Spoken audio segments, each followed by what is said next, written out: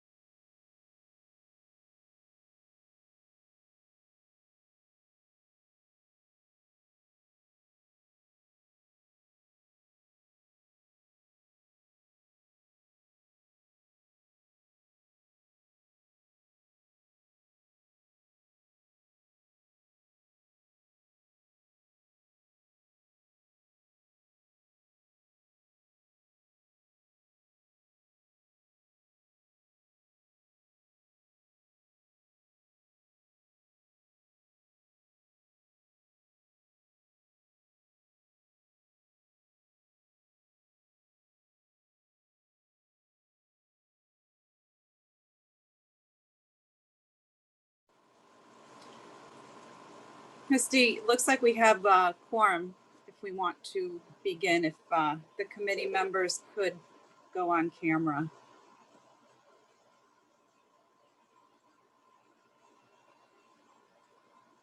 Okay, it looks like we're recording. Welcome, everyone. Board of Alders notice, New Haven. The City Services and Environmental Policy Committee of the Board of Alders will meet on Thursday, September 3rd, 2020 at 6 p.m. via video conference at https://bit.ly/3AGA6VE and by phone at 646-558-8656, webinar ID 934-50170033, to hear and act on the following items. For required password, contact public testimony at newhavenct.gov. LM 2020-0275, order of the New Haven Board of Alders establishing a residential parking zone on all of Morris Avenue.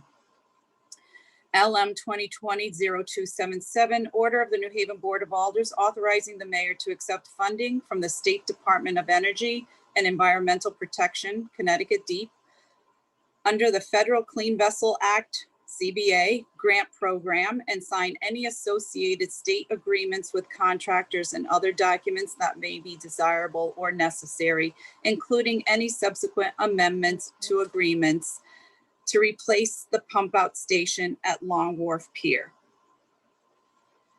LM 2020-0257, order of the New Haven Board of Alders authorizing the mayor to accept funding from the University of Connecticut, UConn, as a sub-recipient to a grant from the National Fish and Wildlife Fund and sign any associated state agreements with contractors and other documents that may be desirable or necessary, including any subsequent amendments to agreements for shoreline protection, habitat restoration, and associated activities.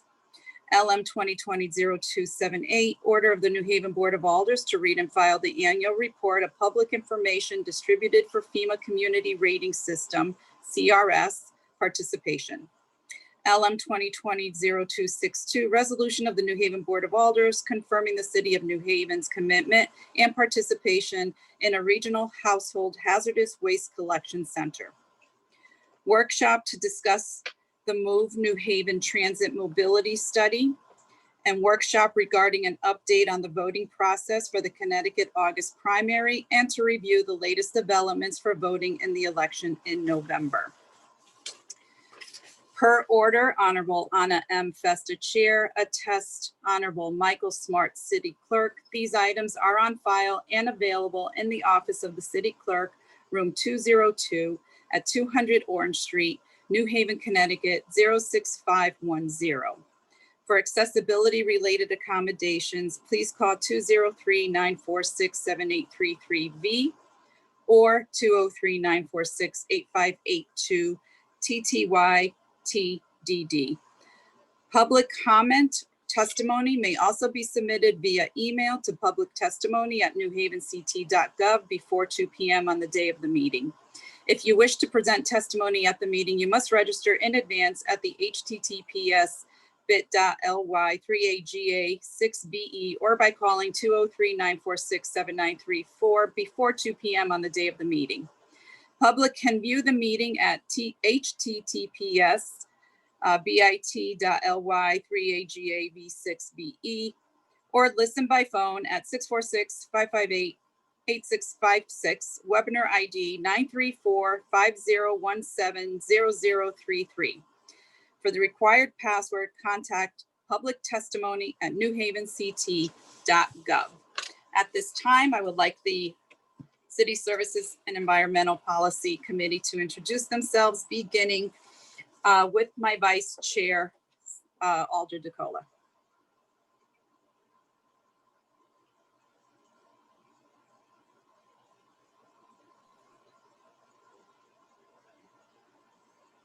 You're on mute, Alder DeCola.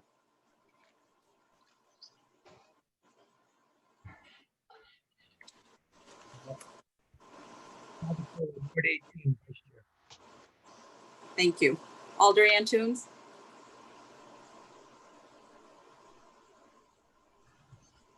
Gerald Antunes, Ward 12, Quinnipiac Meadows. Alder Roth. Abby Roth, Ward 7.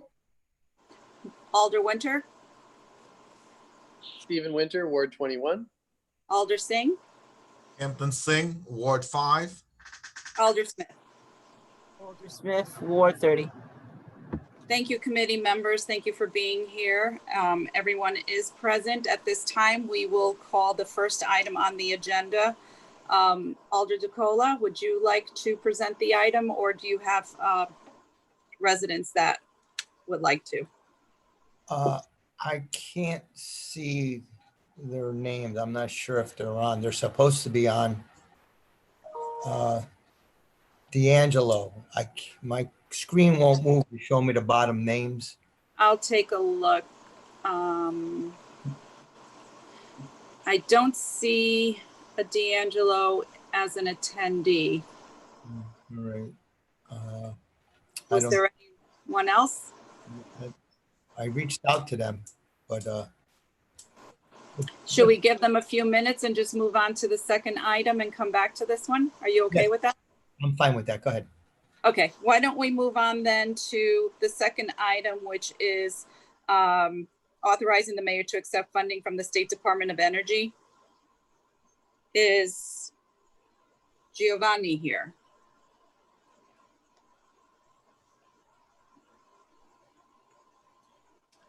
Good evening, Madam Chair.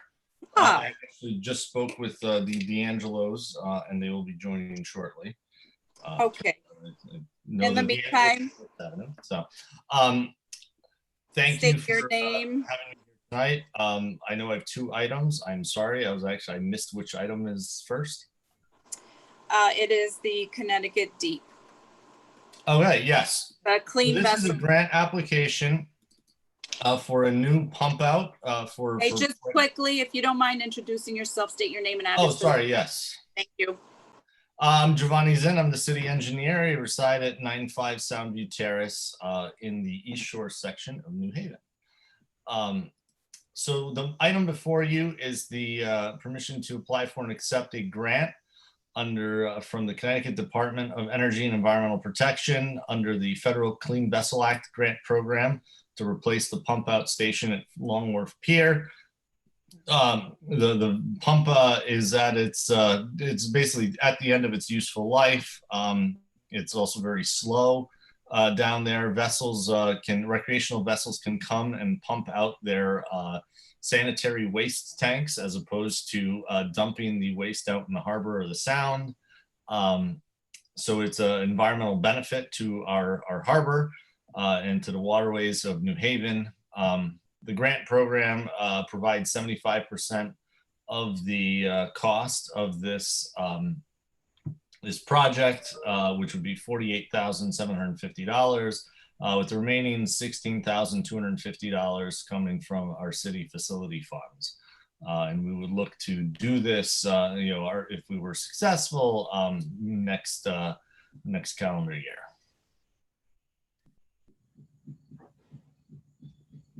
With that, any questions? If alders do have questions, I'll just go down the list with your name and you can either pass or ask your questions. So I'll start with Vice Chair DeCola. Any No questions? questions. Alder Antunes.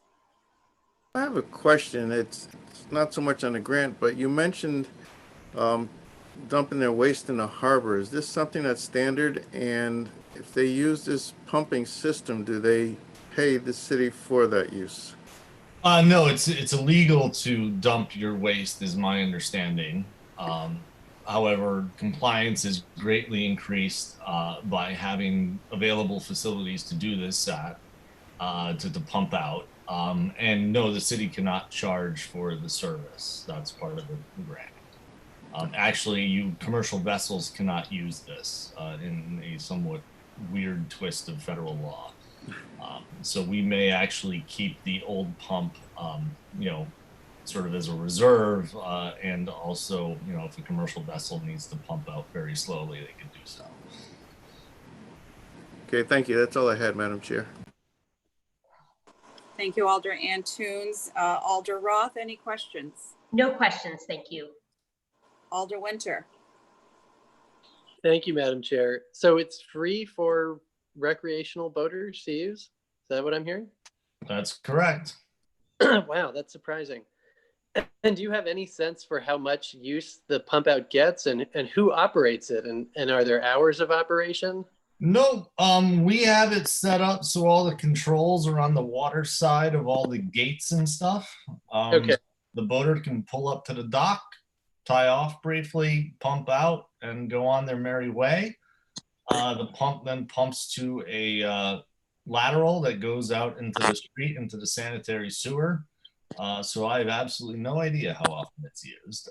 It is, I believe, used at least somewhat often enough that we occasionally get questions from deep when it's not working, or if there's an issue or someone thinks it's not working.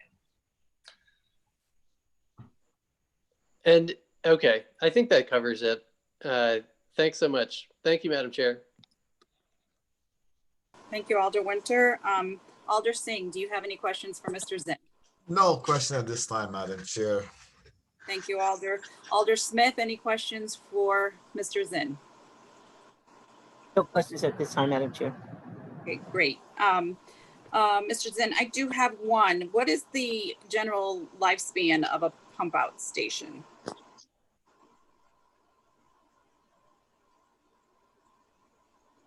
Sorry, I was muted briefly there. I would imagine somewhere on the order of 10 to 20 years, at least. Depends also on damage and things like that. I mean, the enemy of these pump out stations is leaks in the vacuum side of the pump. So where the side where they're sort of sucking, all of the stuff out. Also, we may change the location of the pump or get a slightly stronger pump, because right now, especially at low tide, the pump has to lift on the suction side a pretty 10 15 feet, which is kind of the limit of these pumps. So we're hopeful that a better pump design, and we're also, the current pump has 2 different stations where people can pump out. Along the pier, we're going to go down to 1 so that there's a lot less complexity in the system, fewer T's and elbows and all that kind of stuff that can leak. Okay. I do see that there is also a city portion for funding. And can you just confirm where those funds will be coming from? Yeah, it's the facility bond fund line in the engineering department. It's called Okay, and I'm assuming this is budgeted for well in advance. Yeah. Okay, great. Thank you. Do committee members have any further questions for Mr. Zinn? Okay, I don't see any. So should we just, Alder DeCola, do you know if the folks for item 1 are on? And if not, I'll just have. Keep moving. We're trying to get a hold of them. Okay, perfect. Mr. Zinn, would you mind presenting your next item in regard to the funding from UConn? Sure. So the next item before you is with regard to funding for a project that we're looking to do with Yukon, particularly their resiliency program called Circa. They were applying together, or actually Yukon is applying to the National Coastal Resiliency Fund from the National Fish and Wildlife Fund for shoreline protection, habitat protection, and associated activities in Fort Hill Park. The grant, the overall grant has two different parts to it.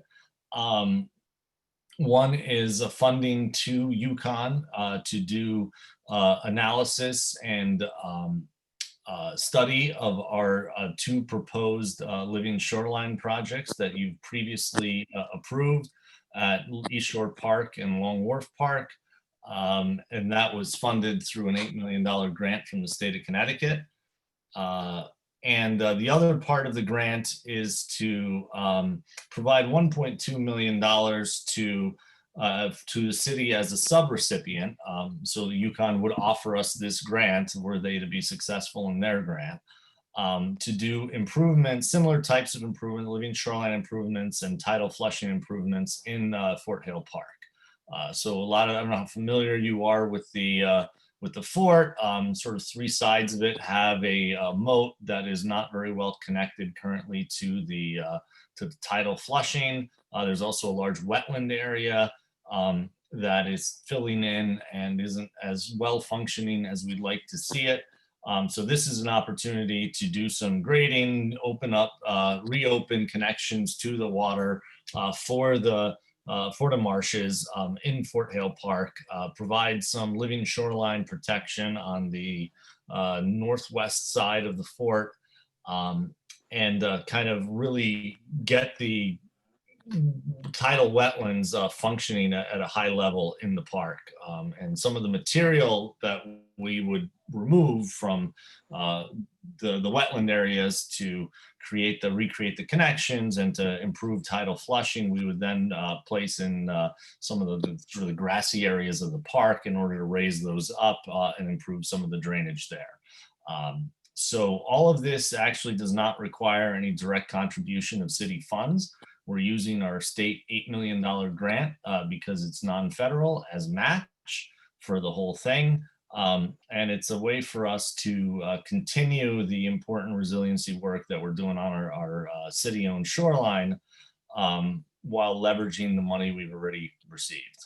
So money begets more money, I guess, but we think it's something that is really important. You know, the Alder Saldicola, you know, can speak for himself, but you know, our conversations with him have been very positive, as have they with Al Pillow and the state delegation.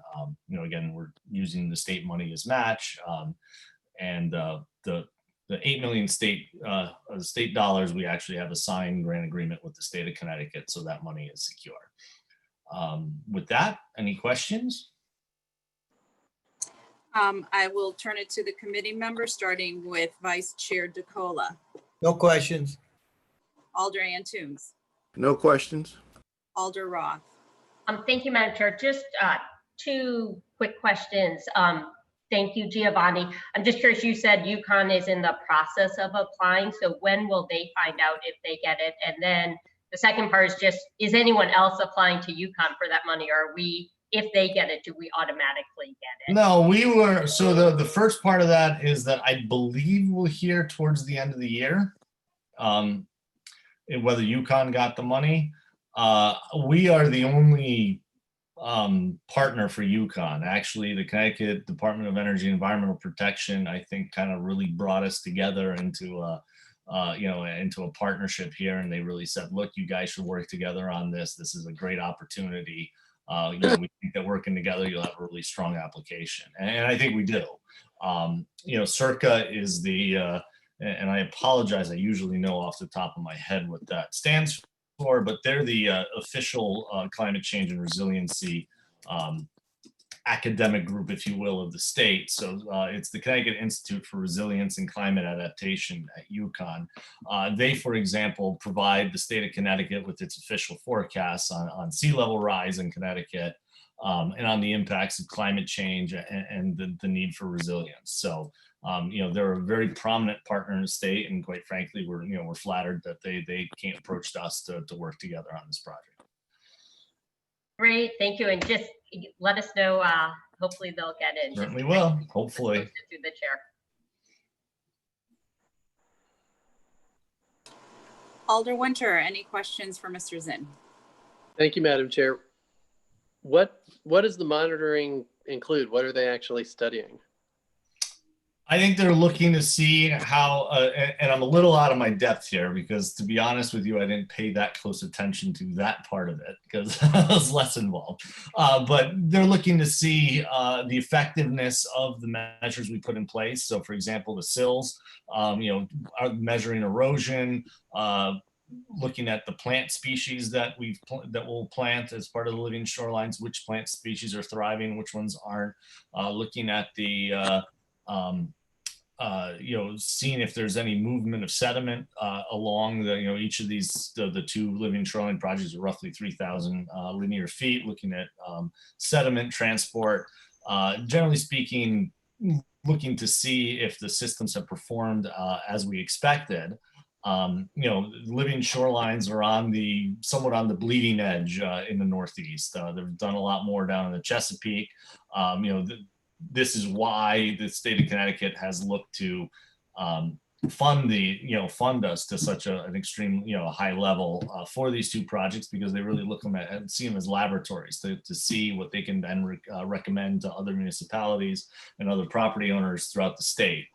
So it's really looking at the impact of the various design decisions that we've made and seeing what's worked out and what has had, impacts or issues that need to be tuned. Thanks. It's very exciting. Thank you, Madam Chair. Thank you, Alder Winter. Alder Singh, any questions for Mr. Zinn? No question this time, Madam Chair. Alder Smith, any questions for Mr. Zinn? No questions at this time, Madam Chair. Great, thank you. Mr. Zinn, just one question. What happens when the funding finishes? Will UConn continue research, or will they apply for another grant? Is there anything we need to be concerned about after the money runs out? No, I mean, I think we've gotten our improvements at that point, right? So that's the city side of it. They'll have studied it and they'll have presented us with their conclusions and recommendations. I don't think there's a downside necessarily to that. I would suspect that, especially if they start finding interesting things and interesting results, they'll want to continue looking at it. I think both DEP and Circa view this as kind of a laboratory to take a look at these kinds of systems and track them over time and see what works and what doesn't. We're very confident that they will work, but to see how we can fine tune things over time and make sure that other projects are more are just as successful. Oh, great. Thank you for that. Good luck. I hope it comes our way. I appreciate your explanation. We're trying. Before we continue, I'd like to welcome Alder Darrell Burkeen to tonight's meeting. Welcome, Alder Burkeen. If there are no further questions from committee members for Mr. Zinn, we can move on to the next item. Thank you all. Have a great evening. Thank you. You too. Okay, Alder DeCola, what do you think? Should we move to that item? She's trying to get in, but move to the next one. Okay. The next item is the annual report of public information for the CRS system. Hello. Hello. Hi, this is Joanne D'Angelo. Hi, Joanne. Your name and address. Oh, wait, this is for item 1 now. Okay. Yes, ma'am. Okay. Hold on one second. I'm going to restate that then. We're going to go to, just so the committee knows, we're going to go to item number 1, which is the residential parking zone for Morris Avenue. Good Yes. evening, Ms. D'Angelo. If you could state your name and address for the record, that would be great. Joanne D'Angelo, 117 Morris Avenue, New Haven, 06512. Great. The floor is yours, so go ahead with your testimony. Hello. I would like to request permit parking for Morris Avenue from 128 address down to the end of Morris Avenue near Shepherd. We've had continuous parking from out of district or out of the state, people going to Lighthouse Park. When they do park on our street, we cannot access our driveways. We have problems with emergency vehicles that are not able to come down the street at all. And it's a severe problem. We're afraid, you know, there are elderly people here, and we did have most of the people on Morris Avenue signing the petition. And I'm sorry? We have over 90 signatures. So we would like to, you know, have this consideration for us, and we really appreciate it.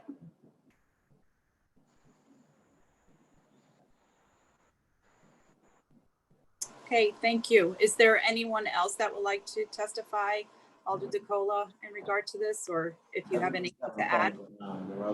No, I believe my Donna Ferrucci was going to speak, but she is out of town today, and she was not aware of the meeting. So we apologize for her absence. But her and I were the two that went to all the addresses, spoke to all the residents, and 99% of them are in favor of this.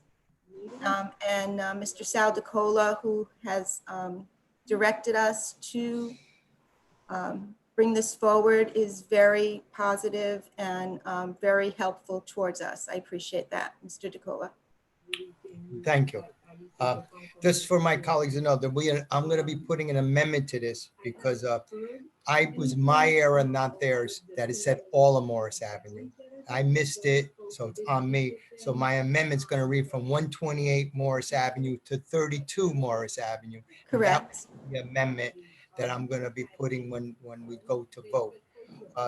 It's a very difficult time when we in the city have one of the best beaches, park, Yes. state of Connecticut that everybody wants to go to, and we do not discriminate against anybody. No. Other towns who limited their beach to only their residents.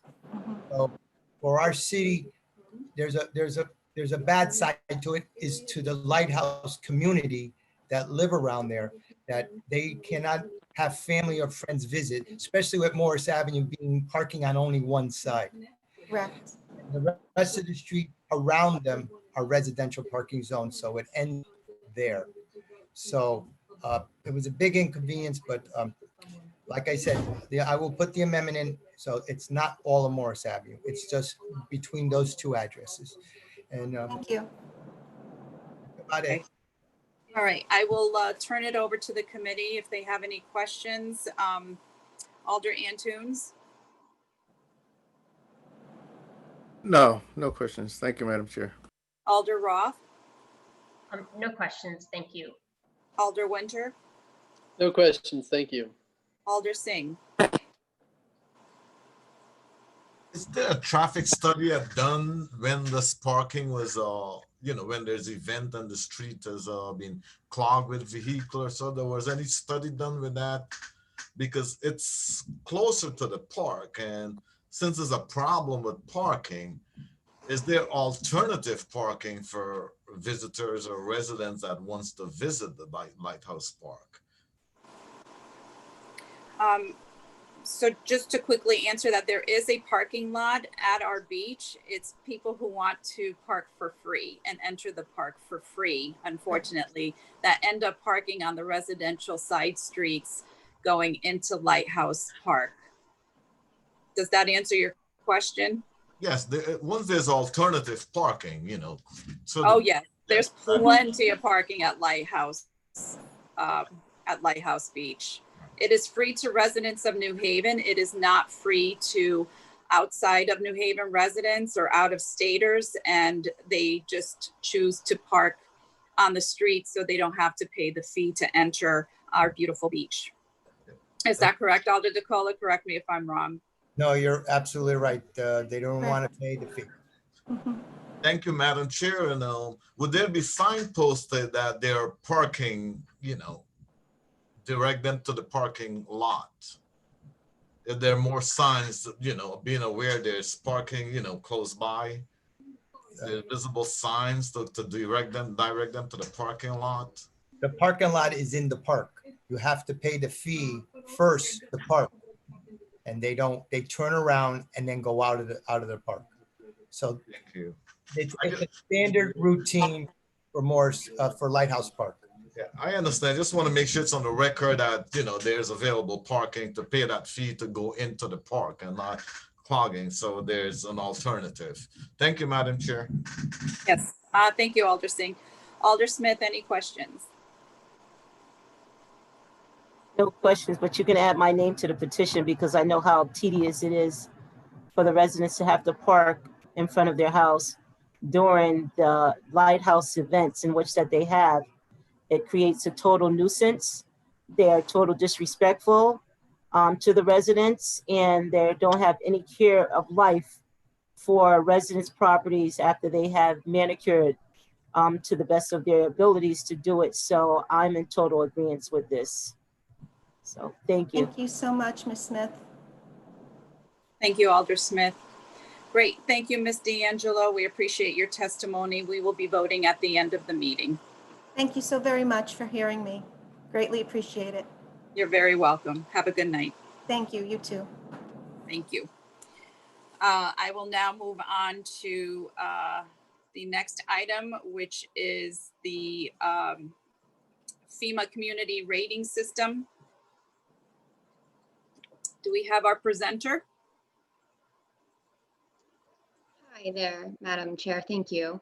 I am Victoria Breads. I'm an environmental scientist and I work with Mylone and McBroom.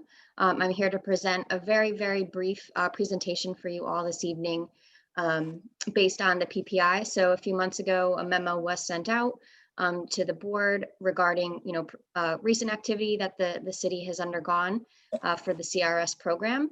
So tonight's presentation, like I said, very brief, very high level info, just to give you all an idea of the work that the city has been recently doing and some of these messages that we're trying to convey to residents, and then just some really quick information about the CRS program.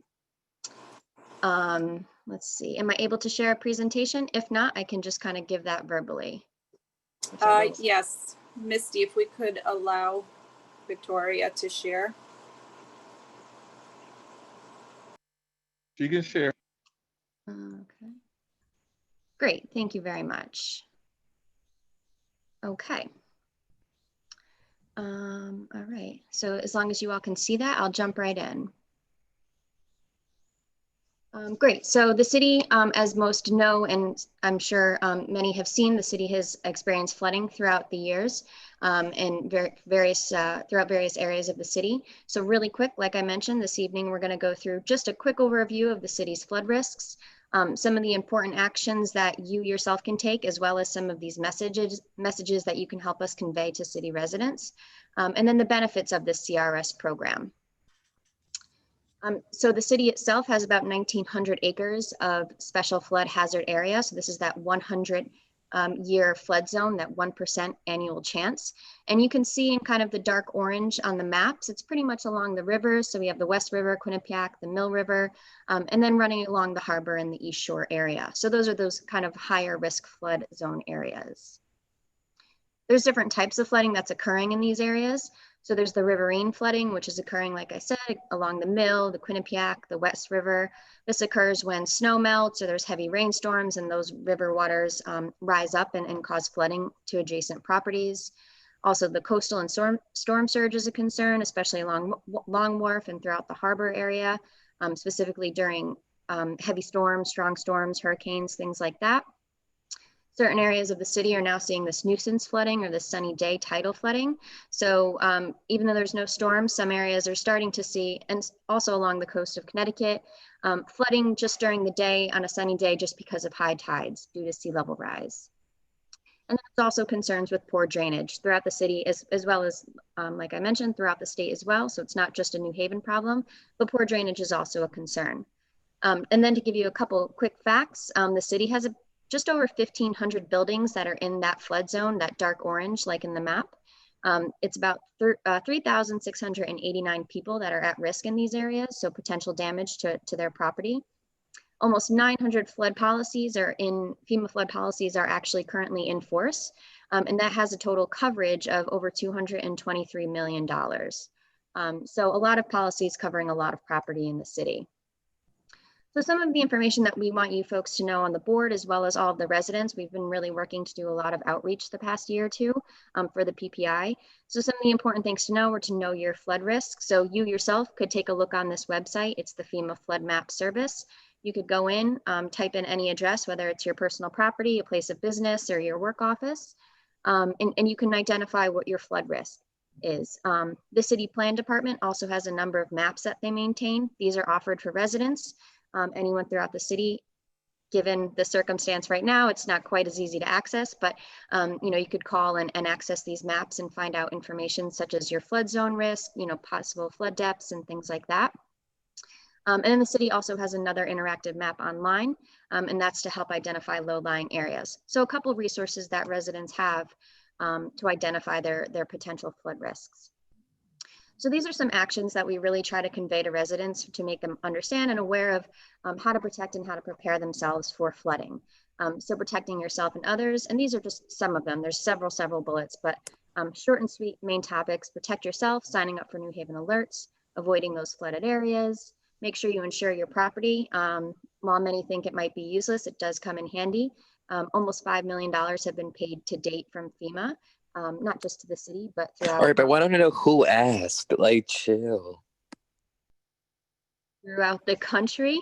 And then protecting your property, the importance of elevating your structures or flood-proofing your structures, whatever type that may be. Building responsibly, ensuring that you're adhering to code, certain regulations, contacting the New Haven Building Department so they can advise you on the correct measures. Really protecting those natural floodplain functions. So if there's areas on properties that tend to flood, keeping those clear of things like grass clippings, waste, and other kind of floatable materials. Preparing ahead of time. So like I mentioned, signing up for the New Haven Flood Alerts, that's a great resource for residents to use. And then knowing the steps that you can take, which is everything that I mentioned. And then just in general, having good preparation. So understanding response time, or that helps response time and reducing damages, and it also increases recovery. So again, these are a lot of the messages that we're really working to convey to residents that you yourselves can take, and then you know, that you can help spread throughout the communities. So all of this is falling under this CRS, this community rating system. So it's a voluntary program that the city participates in, and it both encourages floodplain management activities and it raises community awareness. So it's really this great twofold program. Like I mentioned, it's voluntary, so the city has taken it upon themselves to participate. They are a Class 7, which is the highest rating in the state. So all residents in the city of New Haven receive a 15% discount on their NFIP policies, which is National Flood Insurance Program. So like I said, we're conducting extensive outreach. We've been reaching out to the community management teams. There's several brochures that are available throughout the city. There's also plenty of information that's been placed on websites, social media. The city's great at sending out press releases as well at the beginning of hurricane season especially. And the city also maintains a flood warning and response plan. So that helps the city understand those standard operating procedures before and during a flood. So this PPI, the Program for Public Information, this presentation is part of that. We've identified the Board of Alders as a specific group that we'd like to make sure is aware of A, the work, B, the importance of CRS, and C, just those general flooding concerns. You all are residents of the city as well, so you should understand these actions that you can take also. the PPI identifies several other audiences. Like I mentioned, we reached out to the CMTs. We've also developed some resources for realtors and builders so they can understand the importance of building responsibly and selling responsibly. And then we've also identified other stakeholders that help us identify these messages. So they help us prepare and distribute some of this information as well. So here's a couple of the brochures that are available. These are available online. They're also available in library, the City Hall. A photo of Stacy Davis from planning, as well as Dave Murphy, my colleague. This is from one of the CMT meetings that we recently did. We did a number of those in the winter. Some were even on Zoom. So it was great. And then we've also just developed this ArcGIS online story map, a really great resource for realtors and builders. They can go on, it's interactive. It brings them to a number of other resources in the city, as well as other resources from FEMA and other pertinent areas, other pertinent places. So they understand how to sell responsibly and build responsibly, and they can, they're aware of some of those codes and things like that. So this is a lot of work that the city has been working on and has been coming out of this PPI and this CRS program as well. So to kind of wrap it all up, just to give you folks an idea of what the work that we've been doing, the importance of it, the city should really focus on continuing to maintain that CRS Class 7, continuing the outreach and the regulation work, and all of the efforts from the city that have come this far. So hopefully that was short and sweet. That is all I have. If anyone has any questions. Great. Thank you for your presentation, and thank you for all the work that your department has done to maintain such high standards for our city. I'll turn it over to my colleagues if they have any questions, beginning with the Vice Chair, Alder DeCola. Yes, thank you. Thank you for your presentation. Seeing that I live on the East Shore, this program that the city initiative went after was a big benefit to my residents because they are getting the 15% discount. They have checked with their insurance companies and they're automatically getting it. So it's a very helpful to the East Shore, especially where I live, I'm in a VE. So if Okay. you got what I said. Yeah, I understand that. So that's the worst place you could be. So you're in a tough spot. I'm in the tough zone, but I want to say thank you to the city plan, and everybody for continuing to keep this rating. And it's a positive thing, and it's really good. So thank you. That's it. Good. Thank you for that information, because there is always a concern that residents aren't either receiving or they're not aware of the discount. So I'm glad to hear that residents are following up on that. That's great. Thank you. All set, Alder DeCola? Yes, all set. Thank you. Before we continue, I'd like to note that Majority Leader Furlow has joined the meeting. Alder Antunes, do you have any questions? No questions, Madam Chair. Alder Roth? Thank you, Madam Chair. No questions, just again, thank you for, it was very clear, very concise presentation for all you're doing. Alder Winter? Thank you, Madam Chair. Could you send us a link to the flood risk map you mentioned where you could type in an address? Yeah, absolutely. Thanks. Do we know how many households we've reached with the brochures and the outreach efforts? So I'm not sure a number exactly. We've handed out several at the CMT meetings. I know that the committees, the CMT committees have taken those and they've helped distribute those as well. And like I said, they're also offered in public places. So I'm not sure. I know Stacy's on the call. She might have an idea, but I don't know if there's a great way to track that. Actually, a requirement of our PPI. Do you mind stating your name and address for the record? Thank you. Thank you. Sorry, Alder Festa. My name is okay. Stacy No worries. I'm a planner in the city plan department. And that's a great question. And actually, one of the requirements of the PPI is to mail flood information to folks that live within the special flood hazard areas and those that have that are technically considered repetitive loss or within the areas in which there was a property that had sent a claim to FEMA within the past 10 to 15 years. If I got that right, Victoria. So either ways, we should technically have those numbers, and they do range in the 1,000 to 2,000 or so.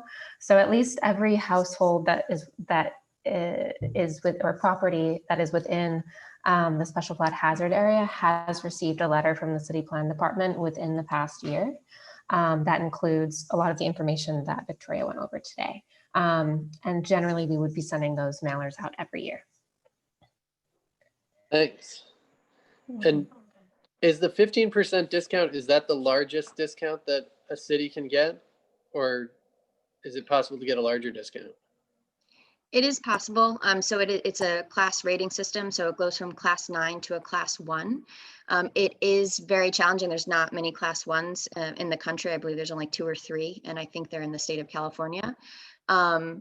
Just because of the nature of the program, there's also just some restrictions on our topography, our drainage systems and things like that. So once you kind of hit a threshold, it's often very tedious to get a higher discount. But like I mentioned, the city does have the highest class in the state. There's only one other community that has that. So it's a really great work on the city's behalf. Yeah. Thanks. Thank you, Madam Chair. Thank you, Alder Winter. Alder Singh, any questions? No question, but thank you for the presentation. It was very informative. Thank you. Alder Smith? No questions. Thank you, Madam Chair. Great. Thank you. Once again, thank you. The only question I have is this: for the presentation tonight was for New Haven residents, or does this apply to the shoreline as well, the entire shoreline? Yeah, so we geared this toward the city, including the resources and some of the specific flood concerns. But a lot of the information is really applicable to along the shore and in any high flood risk community, specifically the actions that you can take. A lot of the activities that the city is doing, such as the flood warning and response plan and the brochures, and that's city specific. That's kind of that above and beyond. But much of the information is applicable across the state. So yeah. Okay, great. Thank you very much for your presentation. And again, thank you for keeping us with such high standards. Of course. Thanks for having us. Thank you. Okay, we will move on with the agenda with the item to discuss the Regional Household Hazardous Waste Collection Center.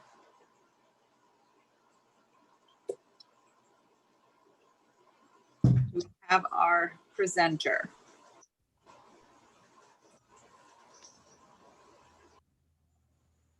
Good evening. Am I off mute? Okay. Yes, Good evening, you are. Good evening. Just state your name and address for the record, please. Laurie Vitagliano, 40 Pondview Terrace, East Haven, Connecticut. And I'm I'm representing the Household Hazardous Waste Collection Center at the Regional Water Authority. City of New Haven has been a member of this program since its inception 30 years ago. And this resolution is a commitment for the next 3 years to help us with planning and make sure we have the appropriate membership in place to continue with the operation. So the operation is a regional permanent household hazardous waste collection center. It's open every Saturday from May through the end of October. Residents can deliver their household chemicals at their convenience any Saturday morning during that time. In addition, we have a small quantity generator program where the City of New Haven has actually been able to utilize that and save money on disposal as well. So this commitment or this resolution is to help us continue planning and for city residents to continue to properly dispose of their chemicals, keeping their homes safe, and certainly avoiding improper disposal at the curb. That was the quick nutshell. And I don't know if anybody has questions. Would you like me to continue on, or? If you have more to add, sure, go ahead, finish your presentation, and then we can open it up to the alders on the committee. Well, that pretty much that was the big picture of what we do and how we help the residents of the City of New Haven and what we have to offer. All of our information is available online for residents to sign up, and we take all of their calls through our Haz Waste hotline and just help folks be safe and properly dispose of their chemicals and a safe outlet. Great, thank you. I will Thank you. to the to my colleagues for any questions. Alder DeCola, do you have any questions? No, not at this time. It's a great program. Thank you for your help. Thank you. Alder Antunes. Just one thing for the record. You said May through October on Saturdays, but what time on Saturdays for the record here? That's Saturday mornings from 9 a.m. until noon. And that's through the end of October, the last Saturday of October. Thank you. Thank you, Madam Chair. Thank you, Alderman. Alder Roth. Thank you, Madam Chair, and thank you for your presentation. Just two quick questions. One, I saw in the paperwork it said, I believe that the agreement expired on June 30th. Do we just sort of continue along until it's approved as if we're still in the back? Yes. Oh, yes, yes. Residents, New Haven residents have been delivering their waste and we're not turning anybody away. Great. And then my only other question was just about the charge that each town pays for it. And it's partly done by usage per town. If you could maybe just explain that and just how much New Haven, what percentage New Haven pays towards it. So the best part of the program is that this is a regional joint effort and City of New Haven only pays for those residents from New Haven that come through. So each and every Saturday when residents come on in, they are required to fill out a form. We switched this year due to COVID and they're filling out the form electronically. We're keeping track of that. And then we charge back the towns based on the usership from the respective community. We do have 17 communities, so they all share in the cost of operating, and the waste disposal aspect is purely based on usership from that community. Any other questions? Thank you. You're welcome. Alder Winter, any questions? Thank you, Madam Chair. I think it'd also be helpful for the record if you could just briefly describe what kinds of hazardous materials folks can drop off. Sure. So the types of household chemicals we take are the typical household chemicals that you may find in the garage, in the workshop, oils, antifreeze, pool chemicals, pesticides, all of the items that have the warning labels on them. So, and while cleaning supplies are used for that purpose, some folks decide that they may not want to use a certain chemical any longer cleaning. We take all of those items.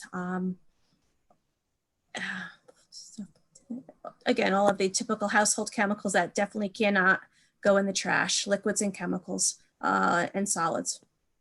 What about things like batteries or paint cans?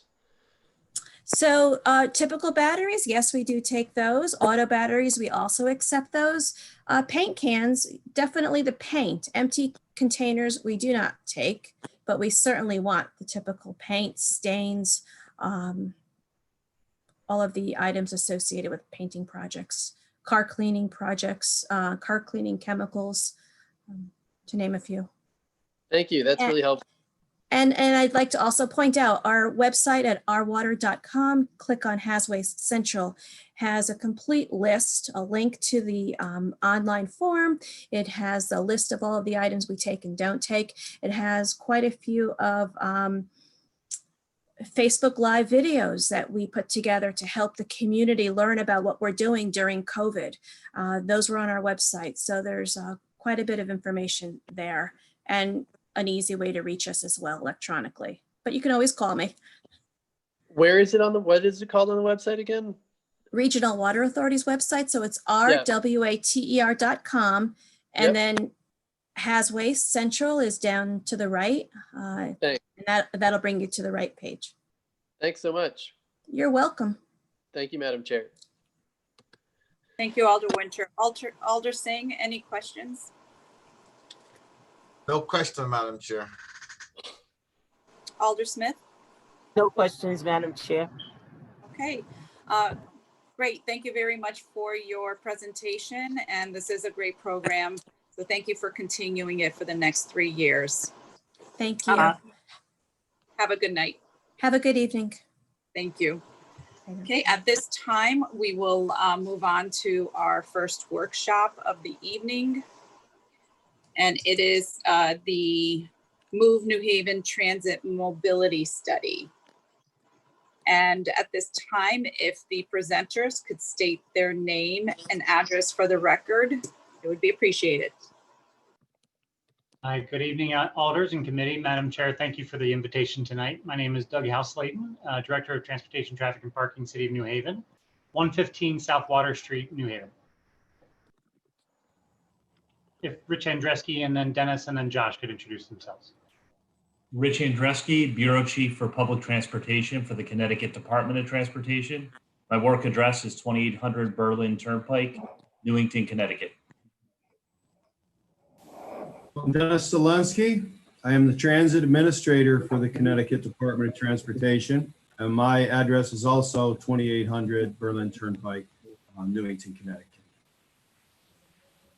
Hello, I am Josh Rickman. I am the Assistant General Manager for Planning and Marketing for CT Transit. My work address is 100 Liebert Road, Hartford, Connecticut. Great, thank you. You may proceed with your presentation.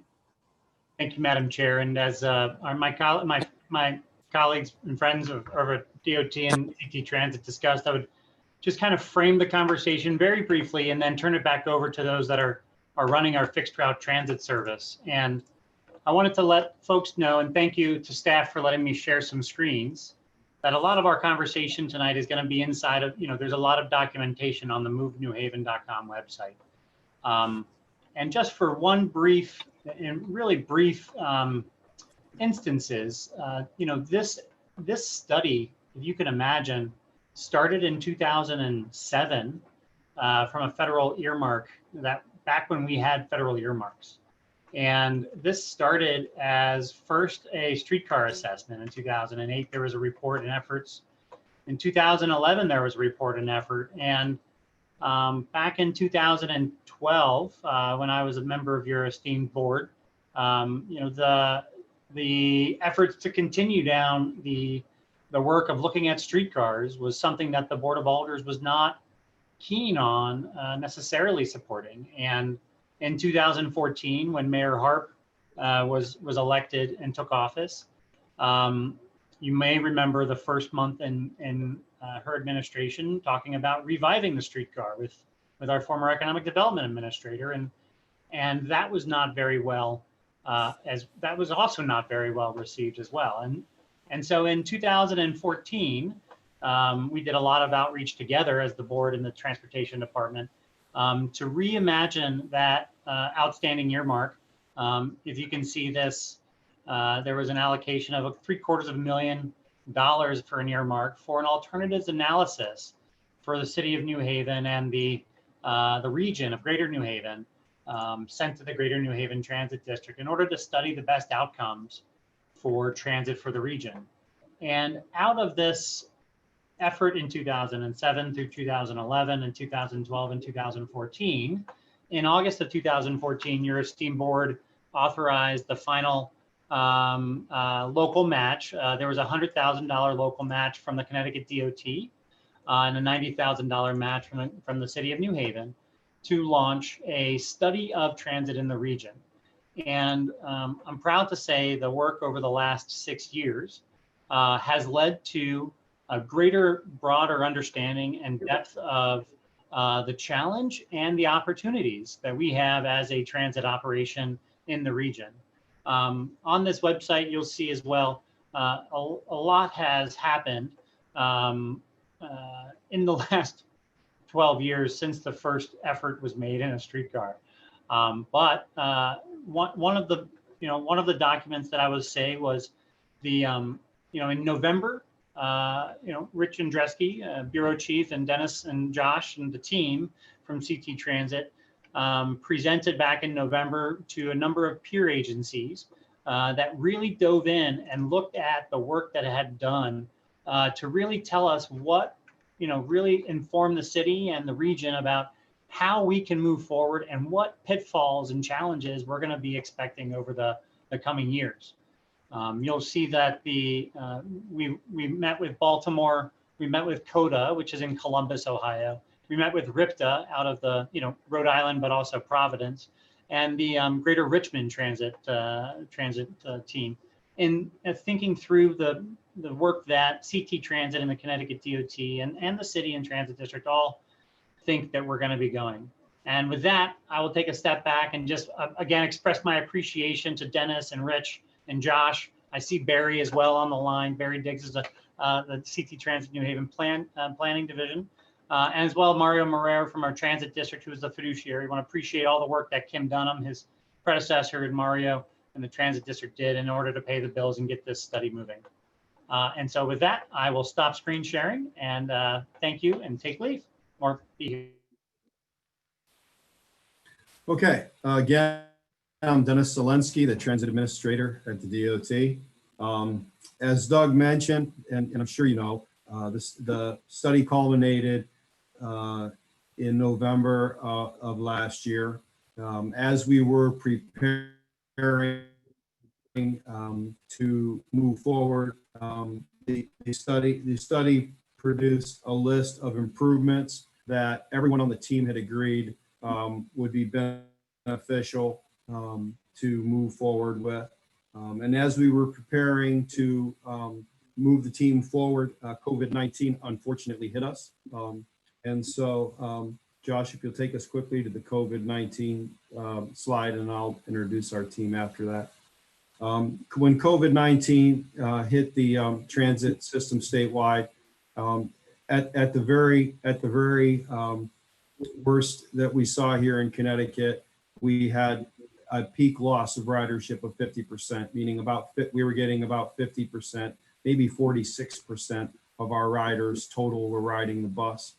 And now, as we have managed to hopefully improve our COVID situation here in the state, we have returned to around the low 70s. We're in 72, 73% of our ridership on our fixed route services statewide are back to riding again.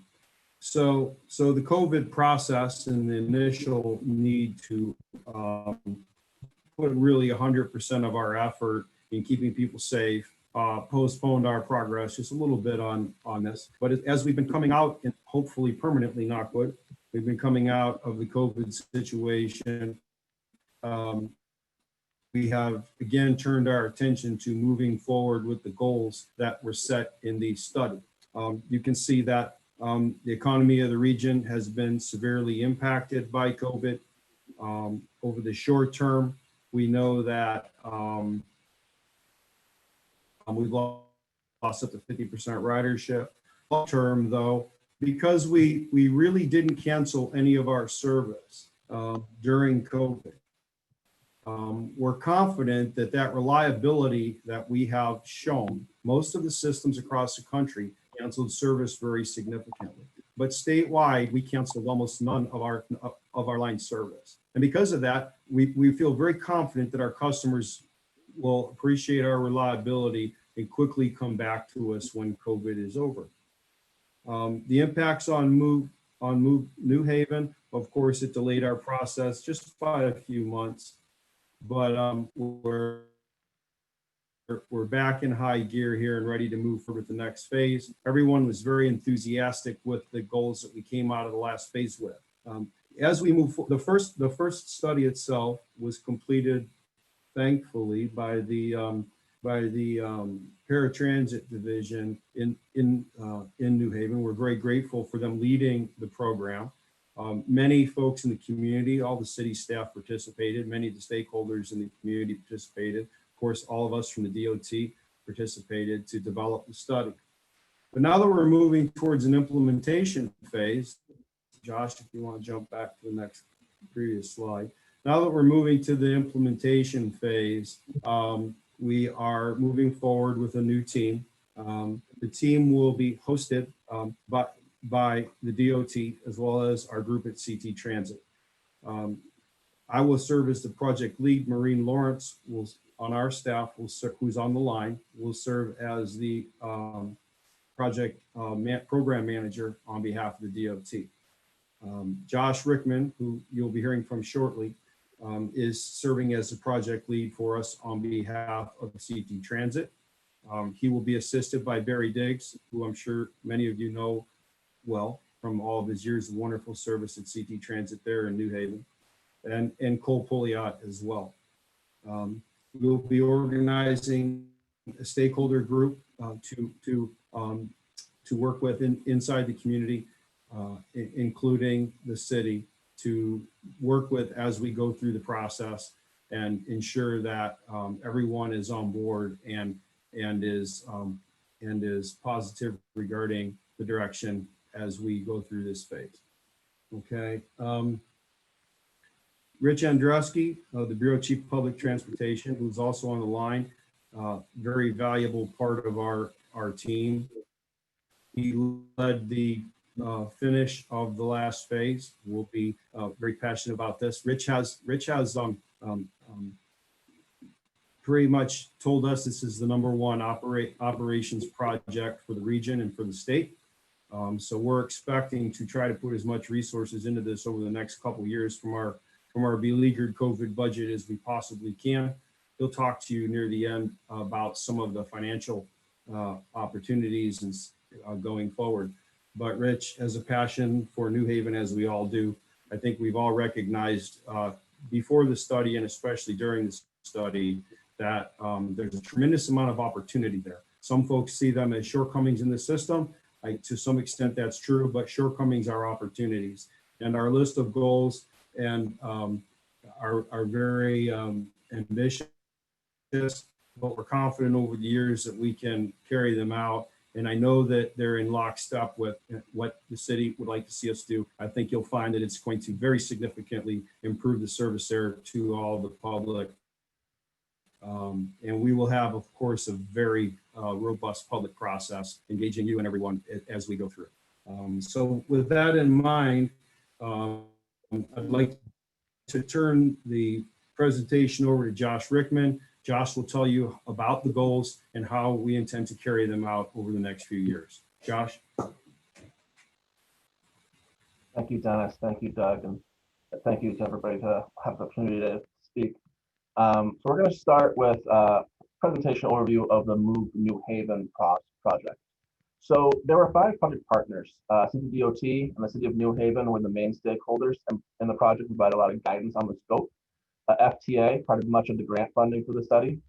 In addition to being a stakeholder in the study, Greater New Haven Transit District oversaw the grant and managed the vendor, and CD Transit provided a lot of technical expertise and assisted the stakeholders through that process. And there are really 4 main project goals. The overall goal, though, was to improve customer service, improve the customer experience. And the first goal was improve system delivery, or in other words, improve individuals' ability to navigate the region on public transportation by improving options and speed. The second was identify system efficiencies, what's working well and what needs to be improved. We want to promote intermodal connectivity, connect to Metro North, Hartford Line, and Amtrak. And lastly, increase ridership. Looking into the study process itself, there was basically 4 phases. The first of those phases was an analysis of existing conditions, and this required data collection and public outreach. The data collection required an export from CT Transit's ITS or data systems, its Google Transit scheduling information, and all of this provided really the objective information. The public engagement process provided a lot of the initial subjective information and heard from the riders, what's working well for them, and really what do we need to prioritize to improve in the system. A peer review, as Doug spoke to, was conducted at the beginning and the end of the study. The initial peer review analyzed systems that were similar in scale, similar in size, service area demographics, and learned about lessons learned and what potentials we can gain from that. The last peer review was held back in the fall of 2019, and the project recommendations were presented to a variety of systems that Doug spoke to, and really heard from them about what their experiences were and what challenges they faced, and really how we can mitigate some of that going forward. At the start of phase 2, it was determined that a closer look was needed to be performed on the 4 key routes that operate in the CT Transit New Haven system. And we'll get into better detail into all of that. But these 4 routes operate with 46% of the system's ridership. And as part of that, an origin destination study was conducted. And so we had City of New Haven staff, CT Transit staff, contractor staff, and some temp staff on board, and we collected a sample size of 20% of all the ridership, whether going on the bus, whether getting off the bus, and accompanied by a survey. All of this data was tracked when the passengers, again, were boarding and disembarking, and we put this right into a ridership model to be able to calculate what the ridership changes would be based off of operational changes and then capital investments we put along these 4 corridors. And all of this culminated into an alternatives analysis that was finalized in the fall of 2019. The Move New Haven project established a 6-point system for improving the area. And each of these strategy concepts will be presented, will describe the intended change for the New Haven and the Greater New Haven region. And the first thing we'll talk about is bus rapid transit lights and bus rapid transit features. So, what is bus rapid transit, or BRT as we call it? It's basically a system that's designed to improve capacity and increase the number of passengers using the service while improving the reliability of the service, with the overall goal being to increase the speed of the service. And this operational improvement is gathered through 4 main capital investments. The first of which you see on the top left, and that's a dedicated lane, basically providing a separated lane that prioritizes and eliminates all congestion for the bus, allowing free flow of movement. The second is off-board fare collection. You see on the top right. One of the main causes of delay in public transit is interaction with the fare box. And by collecting fares off-board, it will allow the passengers to board as soon as the bus arrives and quickly disembark. The third feature, seen in the bottom left, is level boarding. This again is to hasten the boarding and disembarking procedure. It also eases the experience for anybody with mobility impairments, making sure they can get on and off the bus easier. And lastly is transit priority. And we'll discuss this in better detail, but this comes in 3 forms. The first is transit signal priority. As you see here, the bus can communicate to the signals itself and hold the green signal to get through the intersection faster. There's also queue jump lanes where they have their own lane and their own signal to depart before other vehicles.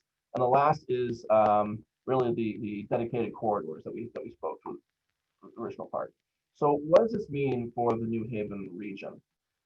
Again, we've looked at 4 corridors. These 4 corridors, the 212, 238, the 243, and 265, moved 46% of the ridership. The 212 is Grand Avenue, the 238 is Dixwell Avenue, the 243 is Whaley Avenue, 265 is Congress Avenue.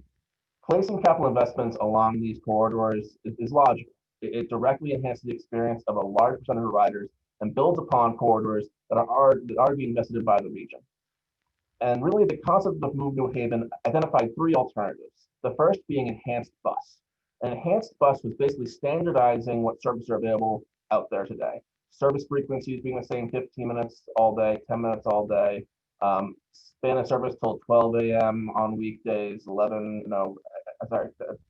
a.m. on weekdays, 11 a.m. on Saturdays, and really just making sure the service is consistent and people can have a known experience on board.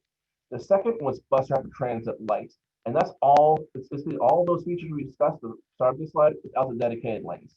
And the last is bus rapid transit full for doing everything, including dedicated lanes. What's really important about these 3 concepts is they each can be built upon each other. You start with enhanced bus, start with that investment, layer in those capital investments of off-board fare collection or transit priority signalization, and build into dedicated lanes. They really can be phased together as one of the potential strategies. The second concept that we looked into is bus stop consolidation. And so bus stop consolidation basically has a number of benefits both for the rider and for the system. For the rider, it reduces frustration. We heard through public engagement, through the Move New Haven process, as well as through regular customer service interactions, that riders are frustrated with the number of times they have to stop before they get downtown or to their final destination. The consolidation of stops also can improve schedule reliability by the bus stopping stop as frequently. We can get to our destination faster. It also allows for targeted funding. With reduced number of stops, more shelters can be placed, more real-time signage can be placed, and it makes it a little easier to maintain and cite those capital investments. The system benefits, one of the biggest ways is through safety. CT Trans has a great safety record, but one of the more common occurrences of accidents is when vehicles re-enter traffic flow. By lowering the number of these occurrences, we will be lowering the number of those safety conflicts. It can also increase the number of parking spaces. A bus stop typically 80 to 120 feet in length. Bus removal could add between 4 and 60 parking spaces potentially. And it also improves fuel economy. With less frequent starts and stops, we're having the engine run more efficiently. And we're really trying to get to a system of an industry standard of every quarter-mile stop spacing. That's one of the goals. For the New Haven region and for the 4 corridors, we looked at the 426 stops of 4 corridors, and 144 are proposed to be consolidated. And really, once we do the consolidation, we're still well within that quarter-mile spacing, and it would really improve all those system benefits and rider benefits that we discussed. The third strategy is mini hubs. For the mini hubs, it's basically identifying locations where individuals can transfer. One thing about the existing CT Transit New Haven system, it kind of operates like a bike wheel. You have to go down a spoke to get down to the hub. The idea of a mini hub is putting these locations on the periphery of the service area, allowing for transfers to occur between areas and creating new opportunities for transfers in one-seat rides. So it's a concept that we learned from RIFTA, or Rhode Island, where they put this into place, and it's proven to be very successful for them. We'd be putting in shelters, lighting, trash receptacles, and bicycle racks at these locations. For the project, there was a total of 4 mini hubs that were identified. For the 238, a mini hub could be created at Dixville and Putnam Avenue for transfer to 234 and 237. For the 212, there's a concept at Grand Avenue and Ferry Avenue for transfer to 215. For the 265, a mini hub connecting to 271. And lastly, for the 243, a mini hub could be created to transfer to 241. One thing I want you to keep in mind as we're going through this presentation is this just speaks to the existing route structure. One of the things that was also recommended through the study is crosstowns, and these crosstowns would have coordination to these mini hub locations. That's really important when we're thinking about new opportunities of service design for New Haven and the region at large. The fourth strategy was route simplification and restructuring. The overall desire is really to improve the legibility of the system. A rider should be easily able to pick up a schedule and know where they're going and where they need to get to. Like many agencies across the United States, the New Haven division of CT Transit has had to respond to demand over the previous decades as new employment, housing, and education opportunities have been constructed around the region. Many of these new locations have not been designed, though, along routes, and due to their function, they really do require the services of public transportation.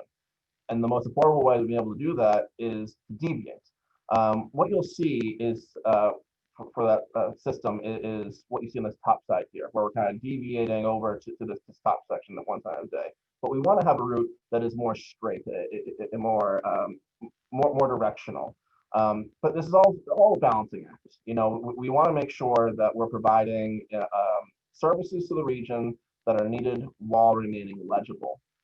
When we're looking at what route simplification would mean for the New Haven region and for these 4 corridors, there was a number of variations analyzed, and a total of 45 variations were identified to be eliminated potentially through this study.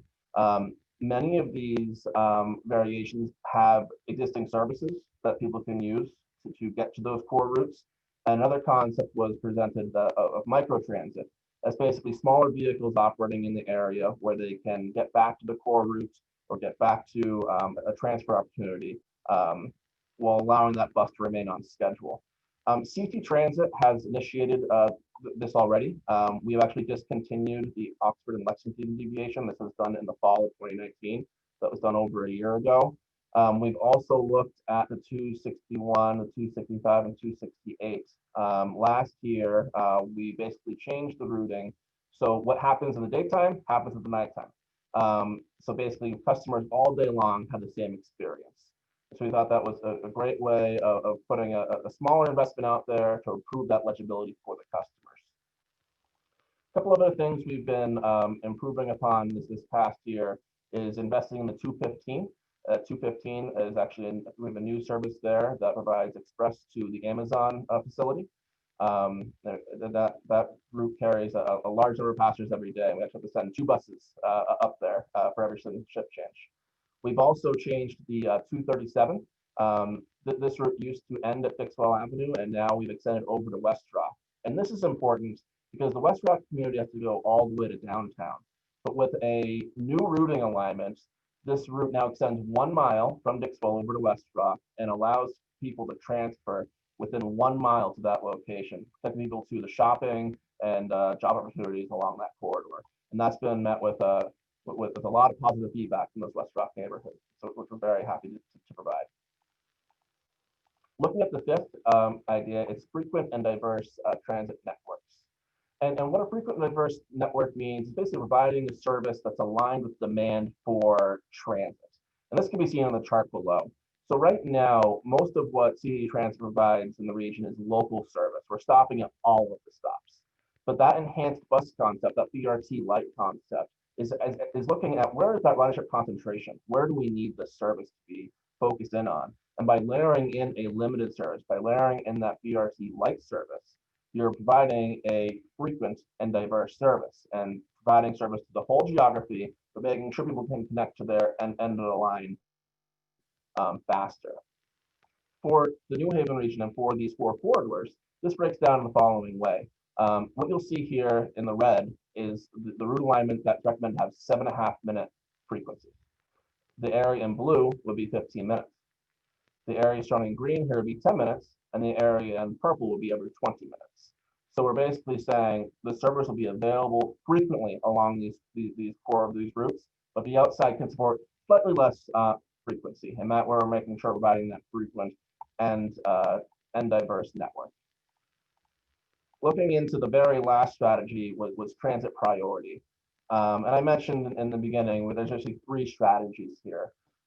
There's transit signal priority, where we're basically looking at having the bus have an opticom that connects to the signal itself, holding that green signal, and also discussing the queue jump lane, where the bus has that green signal ahead of time. For these 4 corridors, they're identifying 2 potential queue jumps. The first was at Boston Post Road and Ella Grassa Boulevard, and the second is for Dixwell Avenue and Putnam Avenue.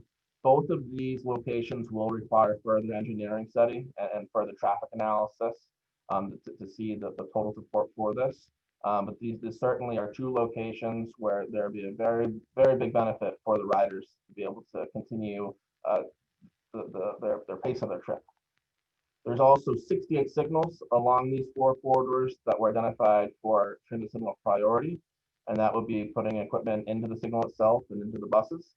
And again, that would be holding the green signal. Wouldn't be changing it, but just holding the green signal. And each of these segments carry at least 500+ riders per day. You know, and while all of these service recommendations are important to CDD Transit New Haven system, there are some other things that have been discussed and identified really beyond Move New Haven that would really make this project even more successful. And the first of these changes is expanded weekday and weekend services. Much of the way that CDD Transit has been able to respond to new demands historically is by finding affordable, low or no cost methods to provide service. And really to optimize the service, we focus on the largest number of service days. And that really has not allowed for much improvement into that late night or the weekend service. We're also looking into the significant service reduction during the off-peak, and we'll have some slides that speak to some of this reduction at this time. You know, oftentimes in transit, and many times that we put new investment into New Haven, when we provide something, it's being very well utilized. And so, looking at ridership of these peak periods, they could be potentially deterred because of the lower service level. There has been a need for more consistent evening service, similar to the 4 core routes. Many of the 4 corridors have that large span of service, but some of our local services do end by 7 p.m. or 6 p.m. And expanding those routes to provide better connectivity for some of those neighborhoods. There's also a need for expanded weekend service.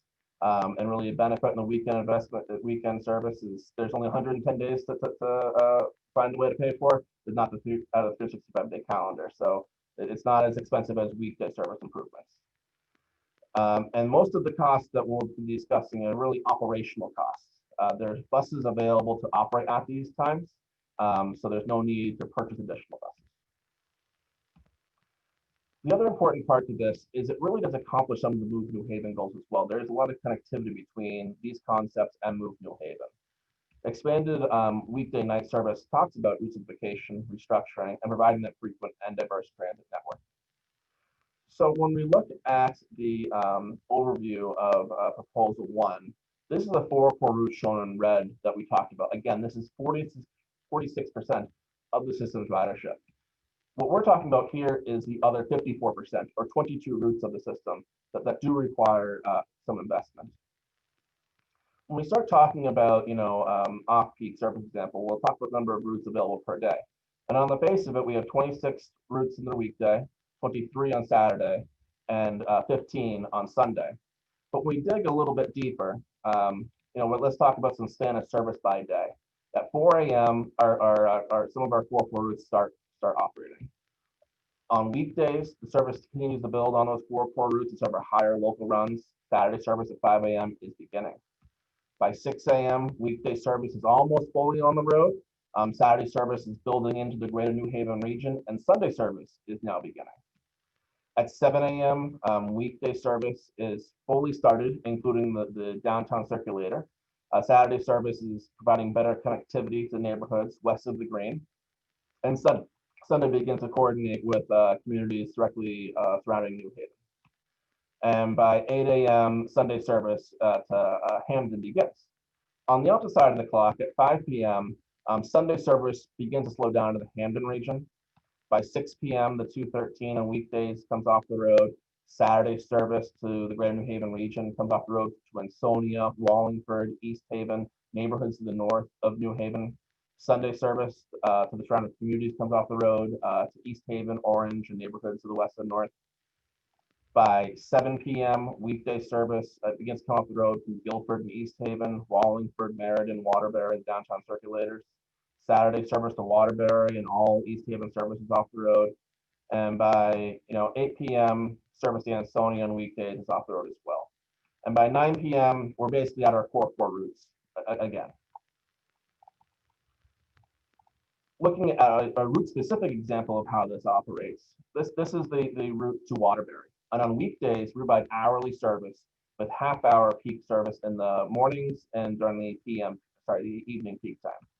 On Saturday service, our frequencies are cut in half with basically hourly service with a gap in the midday. And by Sunday, the service what we refer to as Lifeline with less than half the number of Saturday trips provided. One of the reasons we think that investing in expanded weekday, night, and weekend service is setting the region up for success is first and foremost, it's providing an opportunity to provide all existing riders with a more robust service. It's improving the off-peak and responsive to the public need and the goals of Move New Haven. The concept incorporates the region as a whole. And really importantly, it establishes a supportive transit infrastructure for BRT implementation. One thing we learned through our peer analysis and from other agencies is once you start pursuing a BRT, finding ways to improve those links to that neighborhood and to the larger urban area, it can be challenging because you're going after a lot of capital funding, you're going after operational funding. And so pursuing weekday, night, and weekend service in the near term is going to allow for a better layering of BRT into the service. And this really can be pursued through an ongoing service review that CP Transit conducts on an annual basis and through concentrated efforts. The other thing that I referenced earlier was crosstown service. There's been a long-standing request from both residents and the city of New Haven, and there's even a grant that was pursued back in 2010 to consider a new service type called crosstown for the city of New Haven. Really importantly, a crosstown to provide a new service design. As I referenced earlier, that right now it's a spoken hub system. You come into the core to go anywhere else. The idea of putting in a crosstown route would really connect neighborhoods with one-seat rides. And we'd be creating new transfer opportunities as well between routes. We'd be potentially reducing transfer activity at the New Haven Green.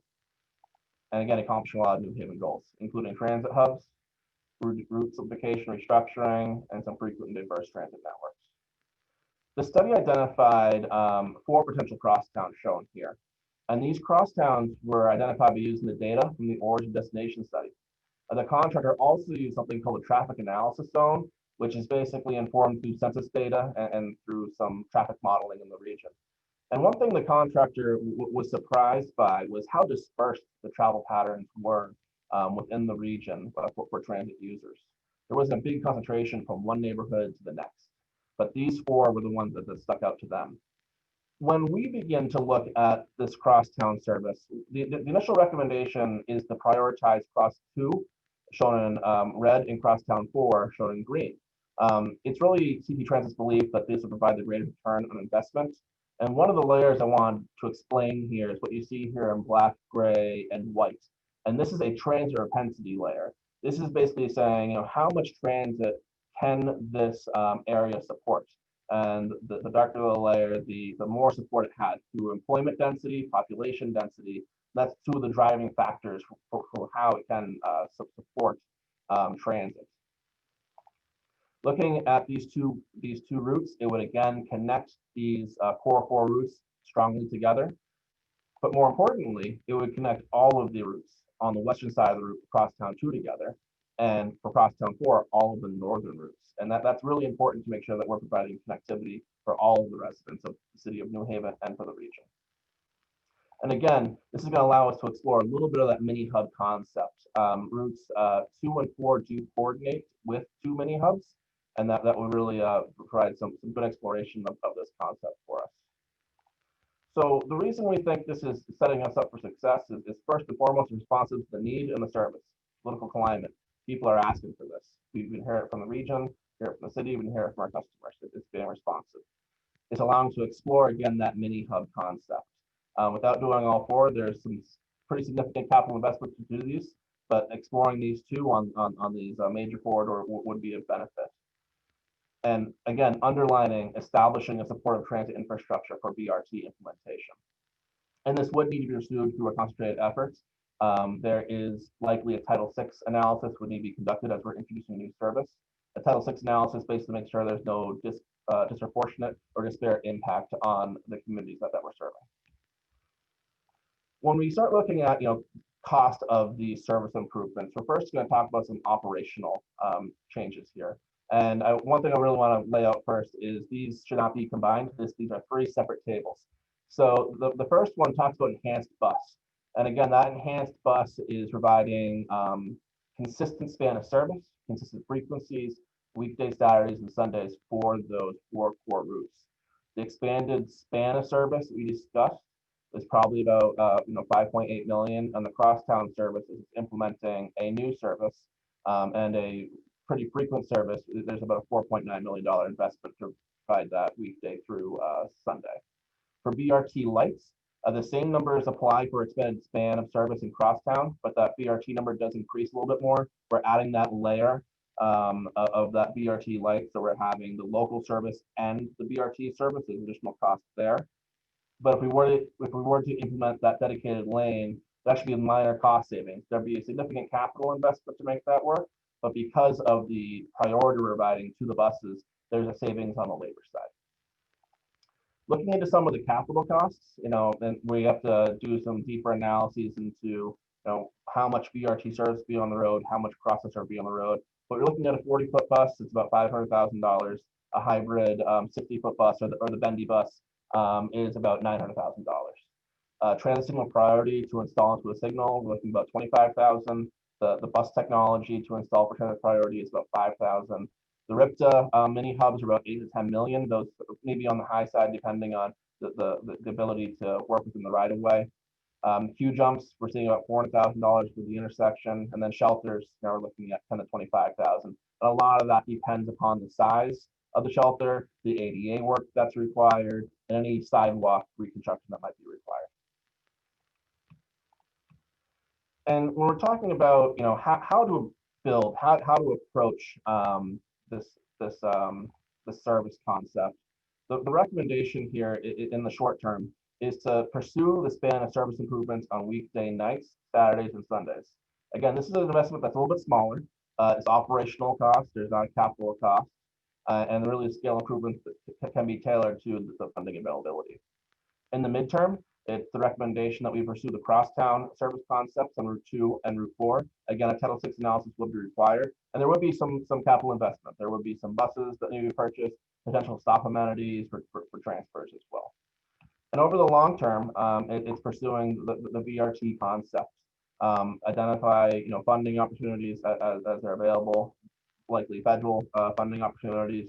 There will be a need to bring in consultant work for this, for engineering design and some planning service designs. And when we're looking at BRT concepts in general, they typically take multiple years to build. And one of the main reasons that we think that this is setting the region up for success is one is a regional approach. We're trying to tie together the region as a whole. We're building upon that stakeholder support. We're listening to the customers, we're listening to communities, and what we've been hearing through that Move New Haven process. We're creating a system that BRT can be integrated into to fully realize that benefit of that investment. And really, it can be a phased approach over the period of time.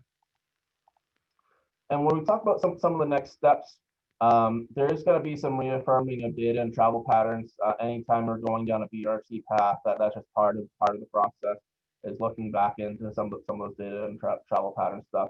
You have to get some clarity. As was discussed in the beginning, the COVID-19 realities of funding. But really importantly, we are going to need to really examine our public and stakeholder outreach process.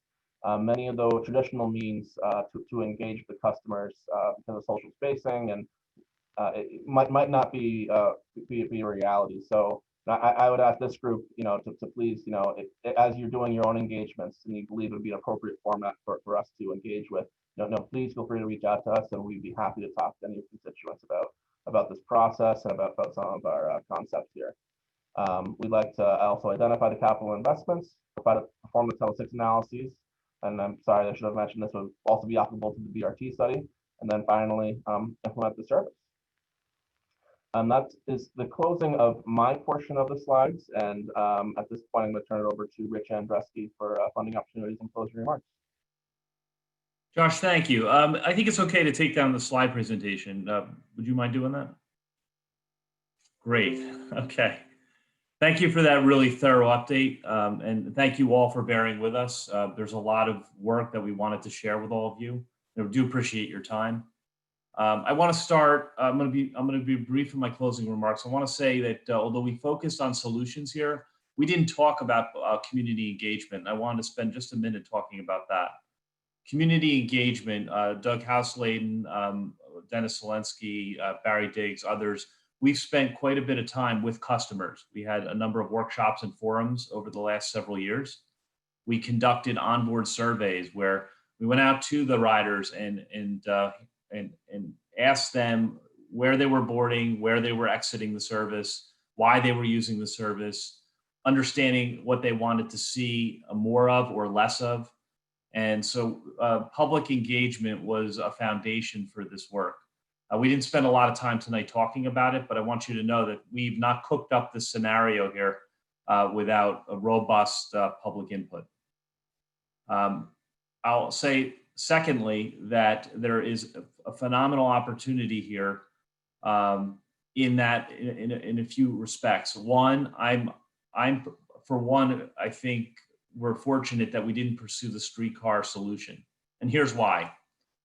The New Haven, the city of New Haven and the greater New Haven region is very diffuse in terms of travel patterns, and streetcars are fairly limiting in terms of what they can do for us and for customers. What's fantastic about bus rapid transit and CT Fast Track is an example here in Connecticut and a leading example in the nation, is that it enables customers to travel from many points around the region and do so seamlessly, reliably, conveniently, and the key to these services is predictability. If you have childcare, if you have educational opportunity, if you have a medical appointment, you can know that you can bank on the service being there when you need it and knowing that you're going to reach your destination on time. So we're excited about the bus rapid transit solution. We think this is really powerful. We can serve destinations such as the Amazon Distribution Center in North Haven. A streetcar program wouldn't do that for us. So we're excited about what lies ahead. And frankly, Bus Rapid Transit offers some really innovative opportunities, such as there are communities and neighborhoods within the city of New Haven where parking is incredibly limited, and on-street parking, and the idea of taking parking away for buses may be a challenge. And so there are creative solutions such as reversible bus lanes that we can deploy. Indianapolis is an example of that. And I can tell you that we have the competency and the expertise to do this. Right here on this call, we have our team members, we have others that support this effort, and we've delivered CT Fast Track. And if any of you haven't been on CT Fast Track, I'd encourage you to take a ride. It is despite some naysayers out there, it is a nation-leading example of what can be done with when you put your mind to improving bus service. I'll close by saying that funding is the key challenge here. You're all aware that the state fiscal outlook is challenged. COVID-19 has hurt and hit businesses hard. Tax revenues are down. The Special Transportation Fund, which funds much of transportation in Connecticut, is suffering from lower motor fuels taxes. New and used car sales taxes are down. That's putting a pressure on the fund. There's been discussion, you all know, with the governor and the legislature about a long-term fix. One is not yet in place, which means we have to solve that Special Transportation Fund to advance this program. The second is the federal outlook. Congress has been considering, up until about June of this year, they were considering a surface transportation reauthorization bill. That bill did not move and is now on hold until the new Congress takes session in January. There's an opportunity there. CT Fast Track was funded by a substantial commitment of federal money. 80% of CT Fast Track was funded through federal appropriations. So as we think about moving forward on this project, we should all keep our eye on the Special Transportation Fund in Connecticut, and we should look to the federal reauthorization. And I'll close by saying this is not an all or nothing proposition. We have an opportunity here to advance meaningful change and deliver meaningful results now without waiting a terribly long time, right? There are recommendations in the study, such as bus stop consolidation, that will improve travel time immediately. There are incremental service adjustments that we can make relatively, I'll say in the near term. So while we all want this, world-class new bus system, I don't think it's a matter of waiting until all the funding is in place. I think we need to move now. I think customers deserve an improved service. We heard loud and clear from the public that more bus service, more frequent service, more reliable service is a priority. And I'll say this: there's heightened awareness at the DOT and among the team here on this call that bus service also has a real and important role in terms of social justice and participating in civic engagement. The ability to move about freely in your community, that's a very real and important and frankly, a very urgent need right now. And I think there's heightened awareness collectively that we need to do something. So with that, I'll end my remarks and just open it to questions.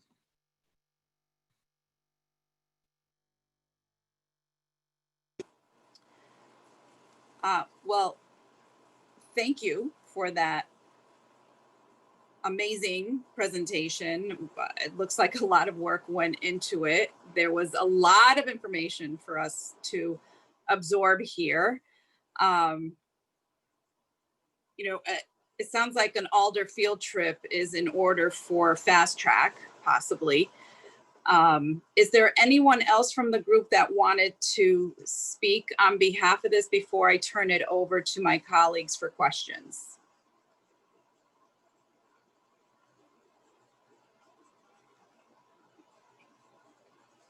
Okay, seeing none, I will open it up to my colleagues for questions, beginning with my Vice Chair, Alder DeCola. No questions at this time. Alder Antunes, any questions? No questions. Alder Roth. Thank you, Madam Chair, and thank you all for that very thorough presentation. I mean, I'm cognizant of the time and that there's another big item coming after this. There's a lot in here, and I have actually lots of questions, but I don't know that now. I appreciated your offer to continue conversations, and I have a few questions maybe I'll ask now, but it would be great if, like, through management teams you could present, because I think that would enable a great opportunity for people to hear the ideas and ask the questions. I guess one broad question I have, and I apologize if I just don't understand, kind of who ultimately decides what steps you go forward with?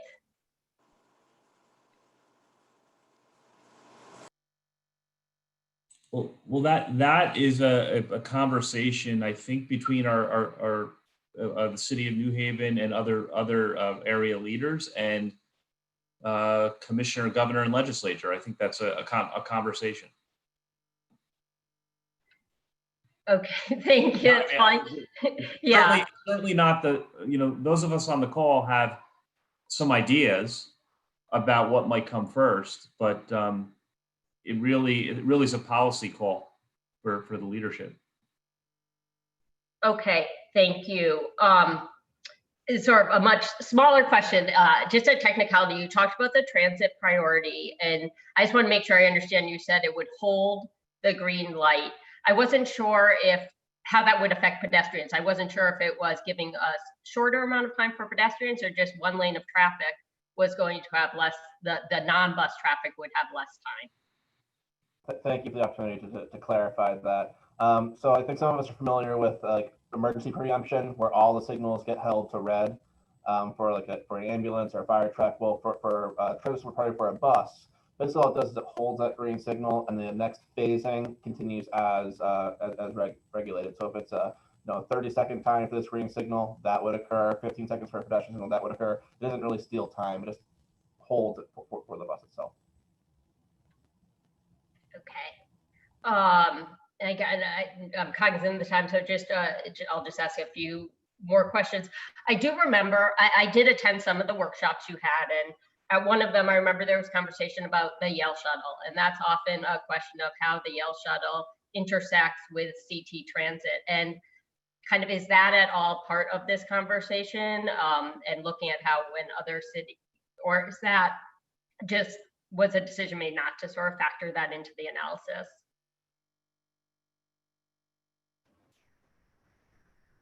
Yeah, thank you, Alder. Doug House-Layton, TTMP. I think there was conversations in phase one about analyses of other transit systems in the region, but also the focus of the study was on the public transit system, not the private transit systems, and really how best to maximize and leverage the investment in, you can see in the reports on movenewhaven.com, 10 train stations interface with the CT Transit New Haven system.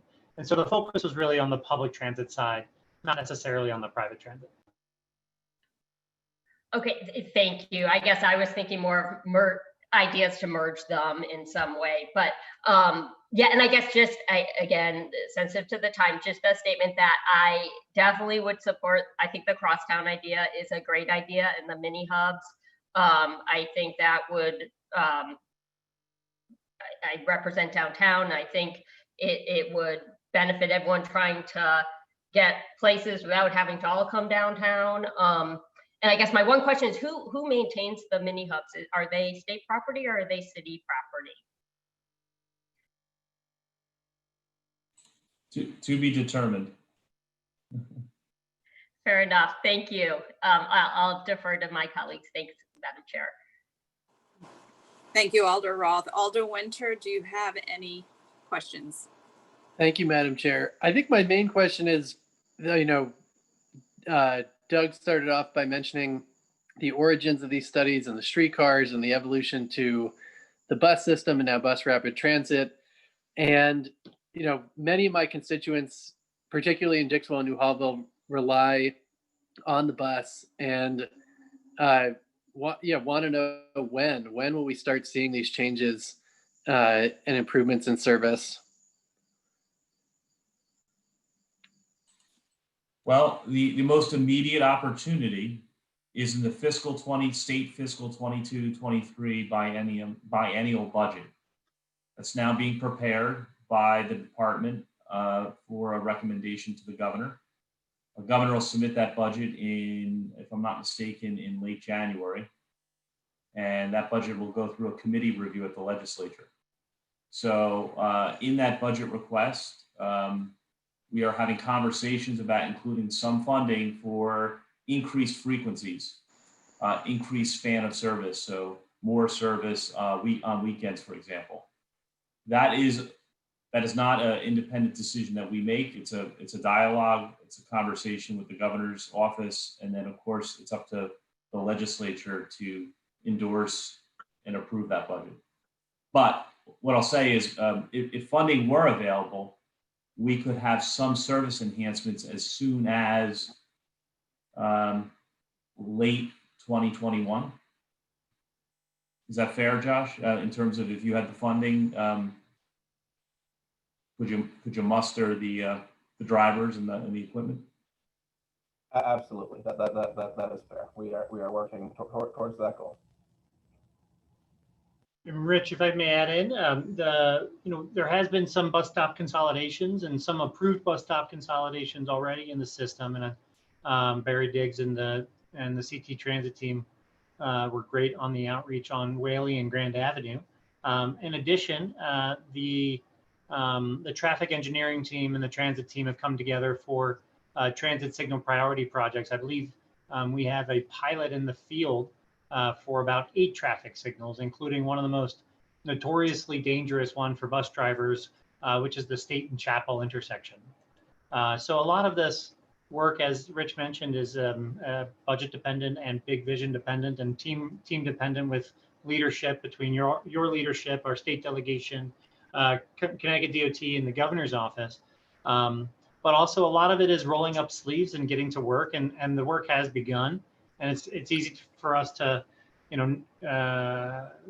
lose track of that. But we have already started implementing some of the key strategies for the Move New Haven study, thanks to the efforts by CT Transit and DOT.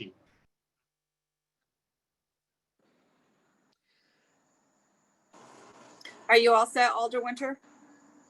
So is bus rapid transit under consideration for the next biennial?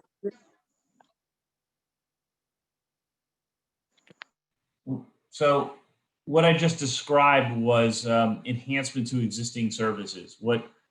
As we look beyond 2021, that's where we get into the bus rapid transit improvements, and we'll have to find funding for that, because the bus rapid transit improvements include new bus stations, mini hubs. They include lanes and transit signal priority. Those are capital intensive. So we're going to have to identify funding to construct some of those improvements. And right now, it's not in the DOT capital program.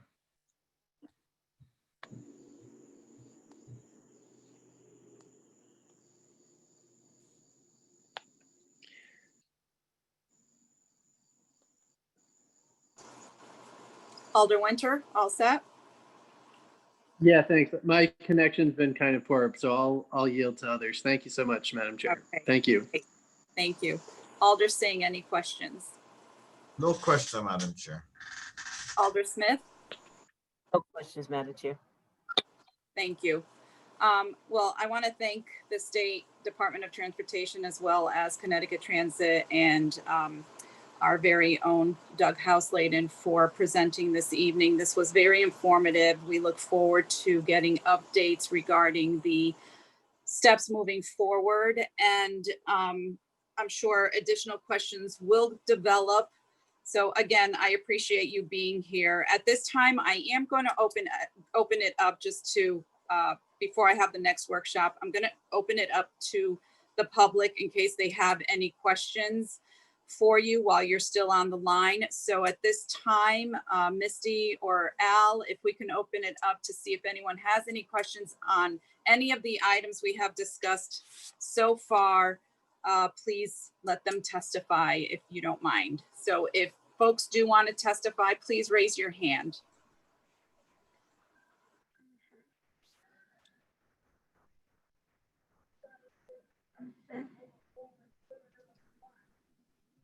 You're muted.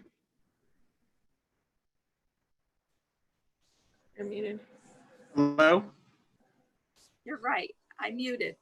The first person I see is Miriam Grossman, followed by Robert Hale. So I welcome your testimony. And please state your name and address for the record, please. Okay. Miriam Grossman, 152 Temple Street, apartment 410 in New Haven. I think I've been, involved in this project as a transit rider, for, the past few years, going to various meetings, they're filling out surveys. And there's some comments I have, both, pre-pandemic and currently pandemic. The pre-pandemic issues I've seen with CT Transit, that are kind of, impeding like a more advanced system and more integration is, first of all, they don't have their own transit app. They rely on third-party apps, which are imperfect. There's no first-party app. Secondly, there's no integration with the Greater Bridgeport Transit District. Back in the days when you had bus passes, you couldn't use your CT Transit bus pass on a Greater Bridgeport Transit District bus. So there's no integration there. There are some gaps in service, like especially in weekends, that are kind of head scratching. Like when you go to the Union Station, if you don't get there at a certain time, there's no bus for another half hour or hour. You see the Yale shuttle, you see the Quinnipiac shuttle, but if you're not allowed to take those shuttles, you got to either walk home, wait for the bus, or get a taxi or call an Uber or Lyft, because there's not a lot of, the buses don't track the train schedule, especially on Sunday nights when I tend to come, back from New York. There's a huge gap in service when you go on the Boston Post Road on Sunday morning, say you want to go to do an errand in Orange, but then there's a gap between like 11 o'clock to 1 something. So if you want to go to do a quick errand and then come home, there's nothing. There's no bus for like 2 hours, which is a weird gap in service. They'll take you there, but they won't take you home. The other issue is I know that we're not doing fare collection right now, but the CT Go card, I have issues with, the way that's been promoted, like it's not necessarily cheaper than a 10 ride bus pass, depending on your transit situation. Also, I would like, the customer service to be more, not just reactive, but proactive about, planning issues where riders could have more input in planning versus just complaining my bus was late, and have more input into planning. And finally, with regard to the pandemic, one issue I think keeping some riders away is the lack of mask enforcement on the bus, even with the new executive order that, acting Governor Bicewood signed when Governor Lamont was in Maine. There's still a lack of enforcement on buses, and I think that's keeping some people, especially vulnerable, off the buses right now because they don't feel it's necessarily the safest for them. So that's what I have to say. Okay, again, this is Dennis Zelensky from the DOT. Just to kind of respond to all of your comments, thank you for being such an active rider. Thank you for your passion. So thank you for representing everyone in the community. Everything that you said, it's very sincerely valuable. Discussion of when routes. Zelensky, you're going in and out on us. All right. Can you hear me better now? Okay. Yes. Again, thank you for your patronage of our system. Thank you for your well thought out communication on all these issues. We're getting them all in. Try to kind of call real quick. We're well aware of the gaps in routes, getting on bus, getting on bus, getting on the bus. It's a lot of what we're doing here. All stages. Where the need for increased service help situation. There's audio. Mr. Zelensky. I'm sorry. or maybe it's just me. Is everyone experiencing audio? All right. I have no solution to improve it. I apologize. No worries. Dennis, sometimes if you turn your video off, you get more bandwidth on your audio. Let's try that. Can you hear me better now? Go ahead and continue and we'll let you know. Right. All right. So we're aware that the connections are in some places problematic. We're aware of the need for increased service on many of the routes. We're aware of the need to not necessarily have all routes coming to and from the green. All of your comments are considerations in what we're attempting to improve moving forward. Lastly, your observation of masks. We all know that the masks are the critical element in staying safe nationally. We're to the point now where we are distributing free masks on our system for our operators. We're experiencing over 90% mask usage on our buses by the passengers at this point, which we feel is good. It's not enough. We'd love it to go higher than need to be. Mr. Selensky, I'm sorry to keep interrupting you, but we're Okay. having some audio. Is there an email maybe that Ms. Grossman can send her concerns to, where you can communicate directly with some answers, or someone can address them? Absolutely. She can address it directly to my email address. That's dennis.selensky@ct.gov. Perfect. Thank you. And I'm so sorry. That's okay. I think we were doing pretty well throughout my whole presentation. I'm not sure what happened here at the end, but it never fails, and I apologize. But thank you again for your patronage, Miriam, and we're glad that you're our customer. And in your email, it's not, it's SOLENSKY. So Dennis.Selensky. Lots of vowels. At ct.gov. Great. Thank you. At this time, there was another testifier. Mr. Dale, are you still on the line? Yes. Hi. Hi. Robert Hale, 188 Mansfield Street. So I heard a mention of integration with rail, and yet I don't see that reflected in the plan. And I don't see that reflected in the actions that have been taken so far. So on top of the frequency issues that Ms. Grossman mentioned at New Haven Union Station, there's a monitor in a shelter that never displays any upcoming buses. There is also no display of which buses are coming inside the station building. There is no vending machine for tickets, either at Union Station or at the Green.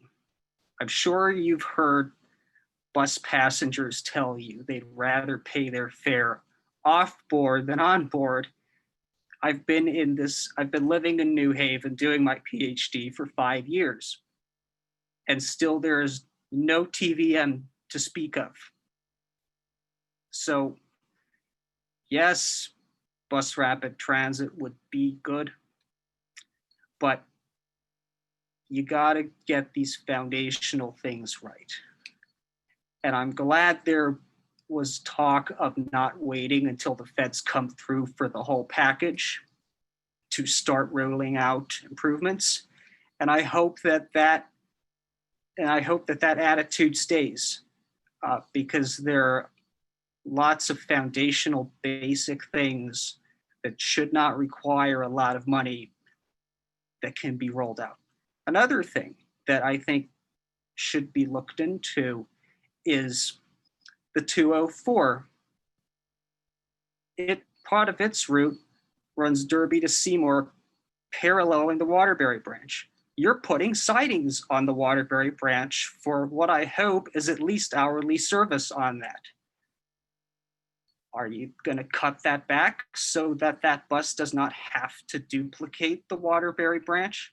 Are you looking at the 201, which is almost entirely duplicative of the Shoreline East service? These are long bus routes that take up a lot of service hours, most likely to serve not a huge amount of people on the legs that duplicate the rail lines. That seems like an easy opportunity to realize some savings that can then be put into such things as more frequency, real-time bus information at the green, at the supermarket hubs, and at Union Station, into ticket vending machines, etc.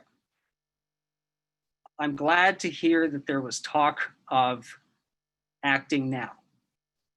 I want to see that happen, and I'm going to be keeping my eyes open. Thanks. Mr. Hale, thank you for your comments. I know our study looked at rail station connectivity, including improved connectivity to New Haven Union Station. And maybe Josh Rickman can touch on that, but I'll also say that as to fare collection, there's very much a decided shift to mobile. Now, we realize not everybody has a mobile smart device in their pocket, so we can't exclusively go to mobile. But what we are seeing is extraordinary adoption rates on smartphones. 87% of our bus riders have a smart device already, and that number keeps climbing every year. And with bus rapid transit, there is an advantage in that with fewer stops and more of a mini station concept, we can deploy off-board ticket fare collection with ticket vending machines. And that's exactly what we have in place at our CT Fast Track stations. So thank you for your comments. Josh, do you have anything to add on the rail connectivity? Yeah, that was certainly something, and I think Miriam's comments hit this as well about some of the gaps in service and some of the span of service concerns that she mentioned. That was certainly something that we are considering through some of those short-term and short-term corrections, and there are certainly some that BRT can assist with getting people to those short-term improvements we're hoping to make.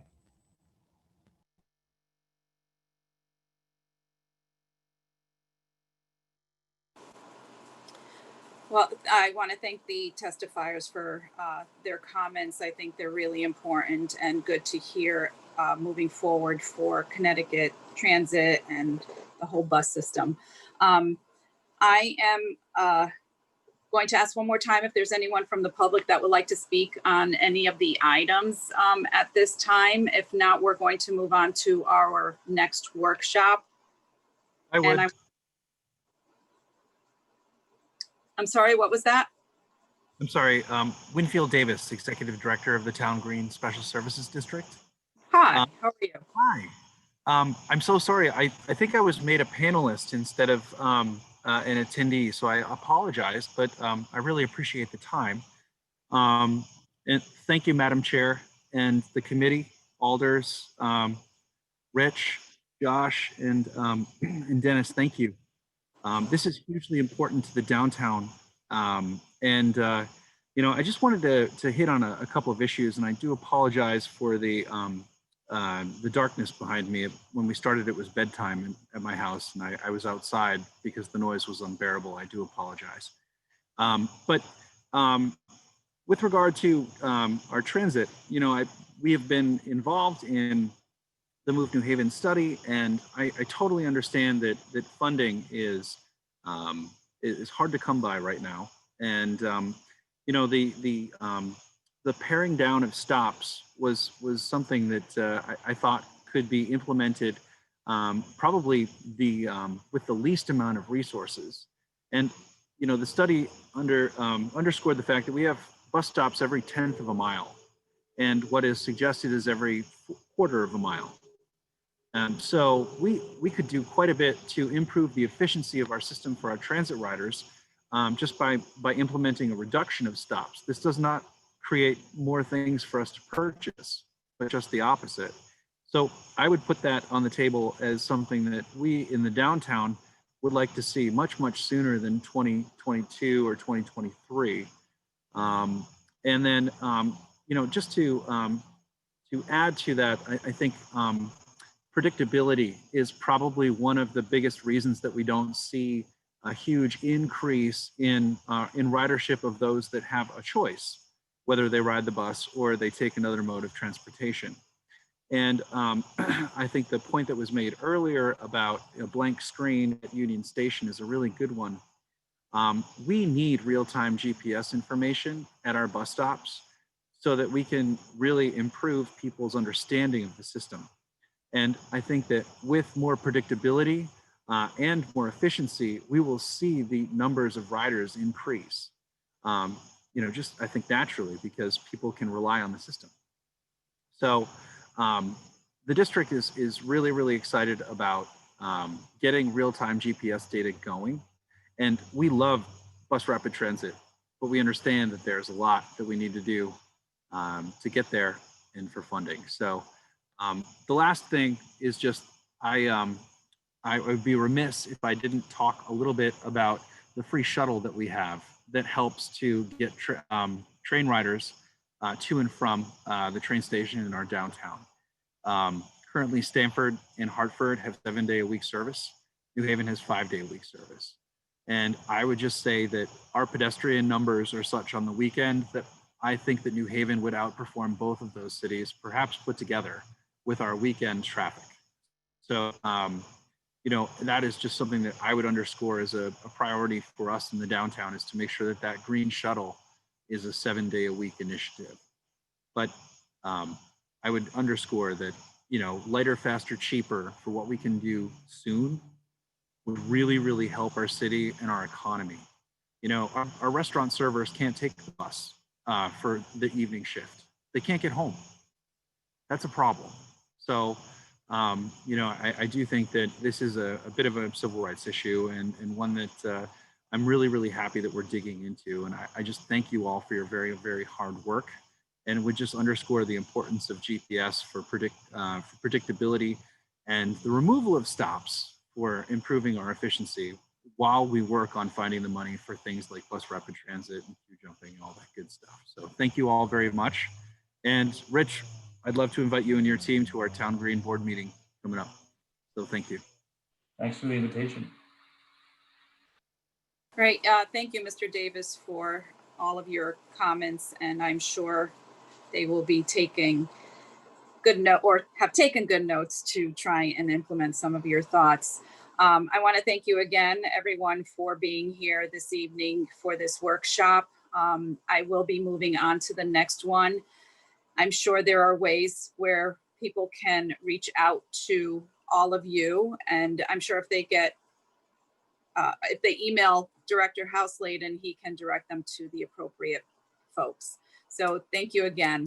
At this time, we will move on to our next workshop, which is an update on how the elections went in August and how we are going to move forward with the November elections. I'd like to welcome our city clerk as well as the registrar's office in at this time. And I know that colleagues have submitted questions that maybe you can address for us. And once you are on, if you could state your name and address for the record, that would be great. Marlene Napolitano, 25 Russell Street, New Haven, Connecticut.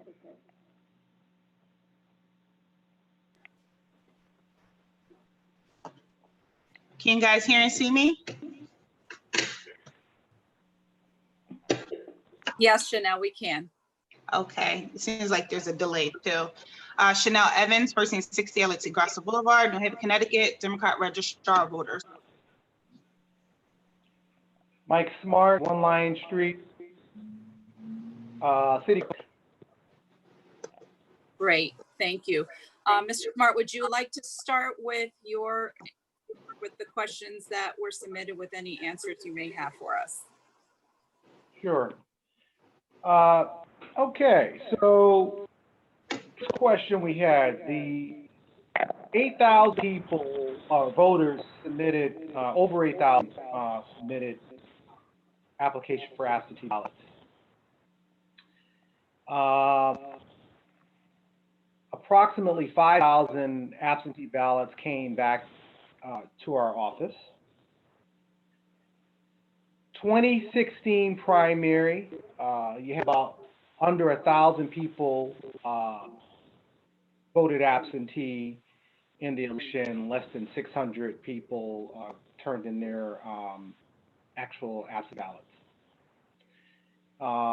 The drops were very successful during the primary. Over 3,000 people used the actual absentee mailbox. Primary day was over 1,000. We received about 2,000 absentees via the post mail. We received about 500 absentee ballots after the primary. Rejections were about 100. Typically, rejections are due to folks either not signing their B envelope, leaving it blank, or they went to the polls opposed to voting absentee. Those are really two of the more typical common mistakes that are made. We had a case where I think it was about 25 of them that were, they filled out the application with the state and then they did it with our office. So with the cross-checking, you could see that it was a double. Well, we organized general election. We did for the in-person voting. That's to be determined. Any decision that's made that's going to relate to us doing anything opposed to like a Saturday or a Monday voting will come out in the official press release. The goal is to get a handle on the absentee applications, get them processed, and get them out to the voters. That's the goal. And as we get further into October, determination will be made how we proceed from there.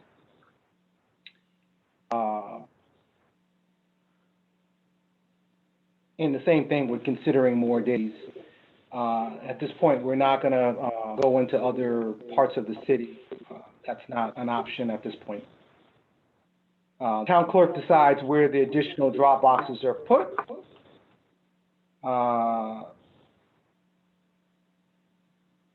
Any box that's emptied is it's the town clerk staff that empties the actual ballots.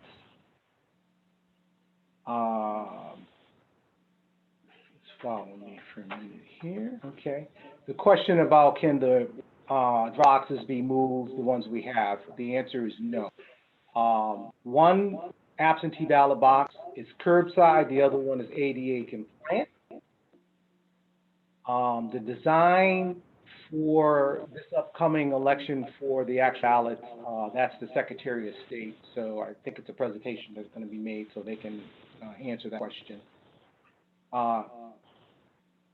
You don't need an envelope to put an application into the absentee drop box. So we've gotten a lot of them without application. So we process them and we take care of it. So that's not a problem if they drop it in there without a sealed envelope.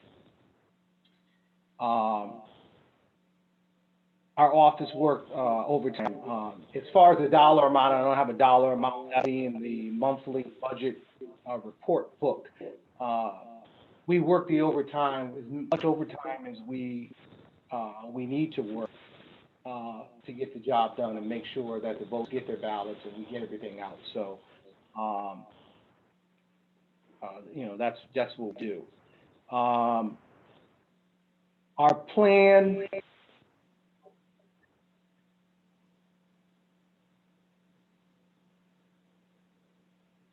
All right, so the CARES Act money.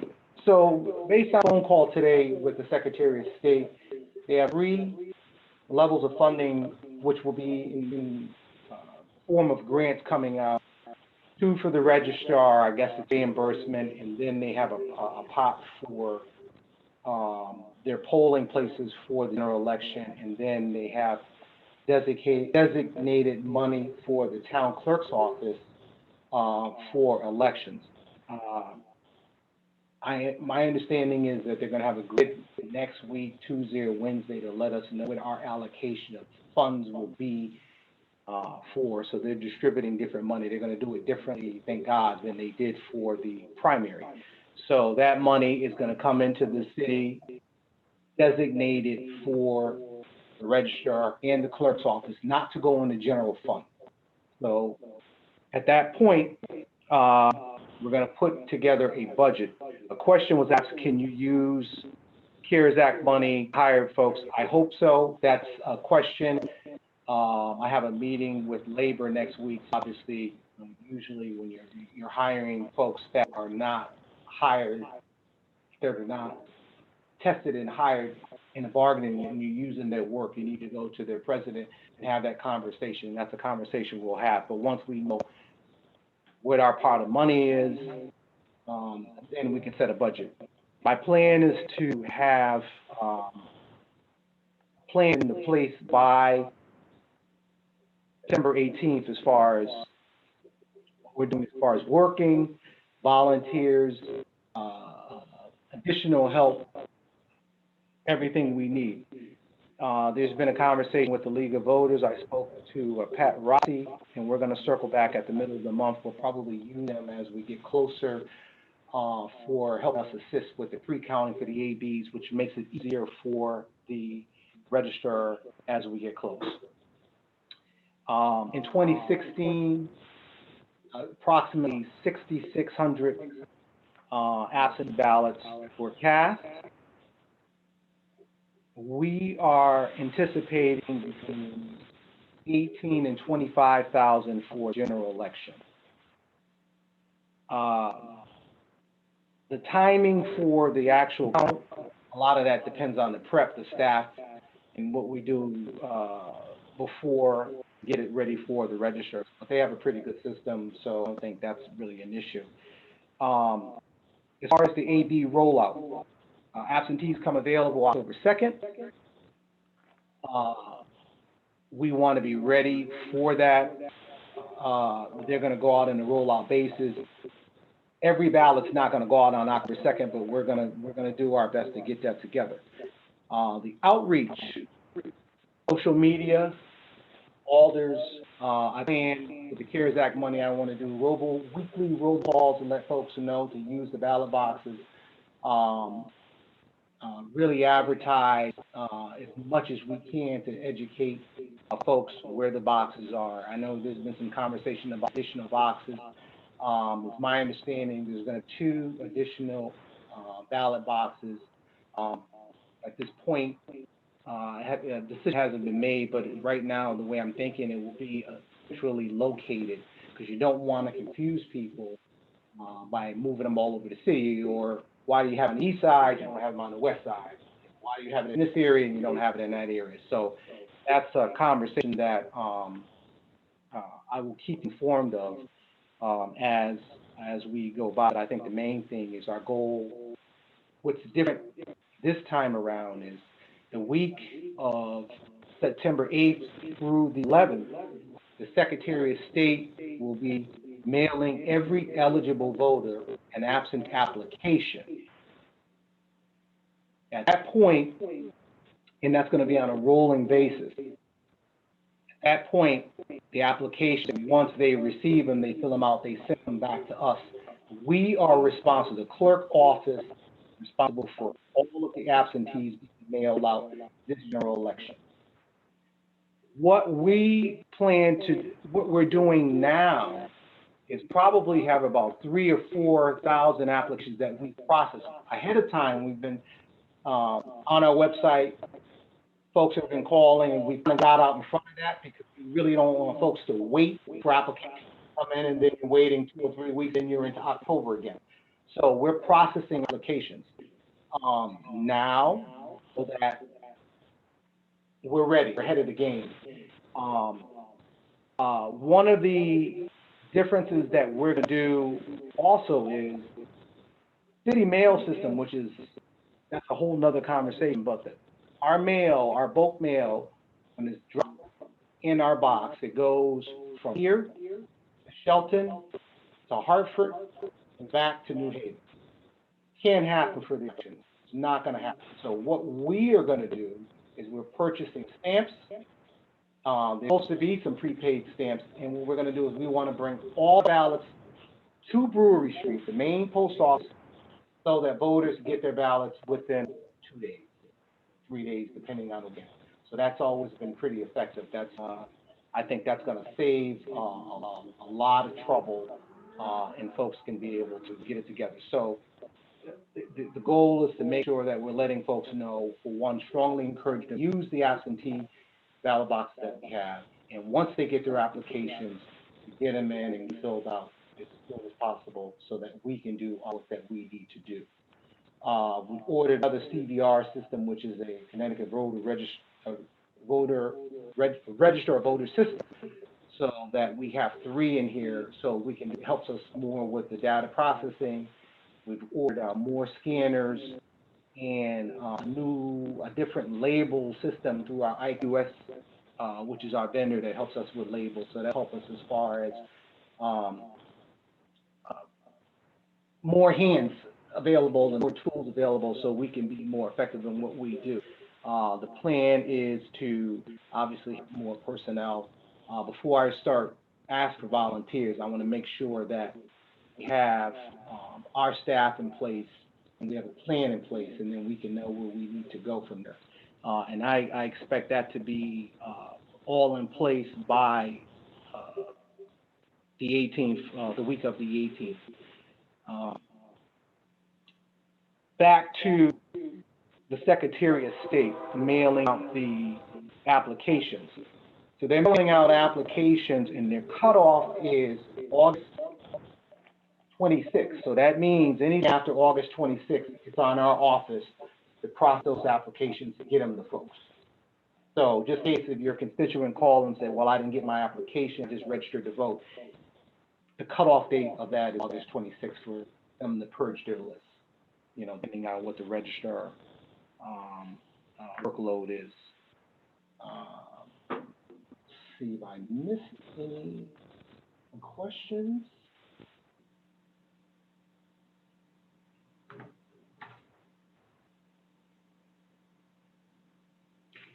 And I'll take questions from the committee, but I think a lot of it is just a prep. I mean, it was what happened for the primary with the mail house was unfortunate. Obviously, you know, it wasn't the responsibility of the clerk's office, but we did everything we could do to try to correct the problem and come up with a solution. You know, when we did the absentee voting outside, and that was effective. People were very happy with that. And, you know, we love doing it too. We just want to make sure that we have the ballots that were coming in. I mean, when you look at between, like I said, if you look at 2016, 6,600 absentees were cast, and we did 5,000, a little over 5,000,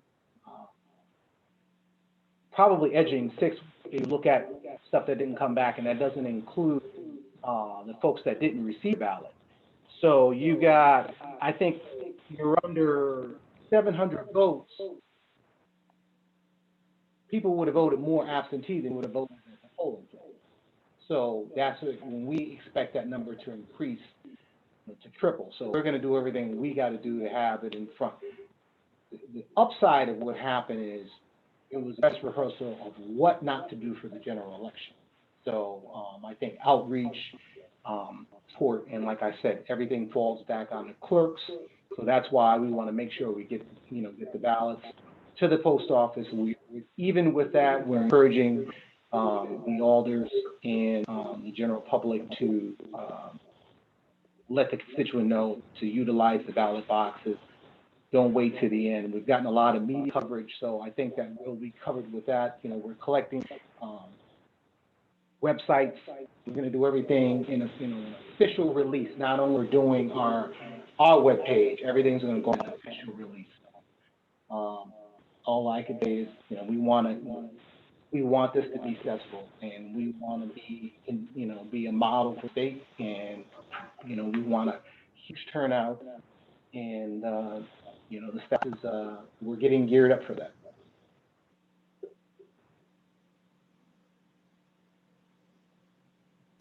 Okay. So, and I'll take any questions. You know what, before I ask colleagues to question your office, I will have the registrar's office as well give their presentation and update. And that way, if colleagues have questions for both of you, we might save some time there. Thank you. Chanel, the floor is yours. Just state your name and address for the record. And if Maureen Napolitano is on as well and has anything to add, name and address for the record. Thank you. No problem. Again, Chanel Evans, Democrat Registrar, 1460 Grasso Boulevard. And yes, Marlene is on the call. Marlene Napolitano, Republican Registrar, 25 Russell Street. Okay, so I'm just gonna go down the list of questions that was submitted that we returned back. I just sent Misty an update of an attachment that was supposed to be a part of your answers. So you guys can go ahead and view that at a later time. First question is, have you had any conversations with local colleges, university about setting up an EDR location on their campus? If so, describe those conversations. I have reached out to Yale. We're waiting for a response on a date that we can meet up. Unfortunately, at this moment and upon our conversation that we had with the state today for our meeting, there's a specific box that the state needs to give us in order for us to move EDR.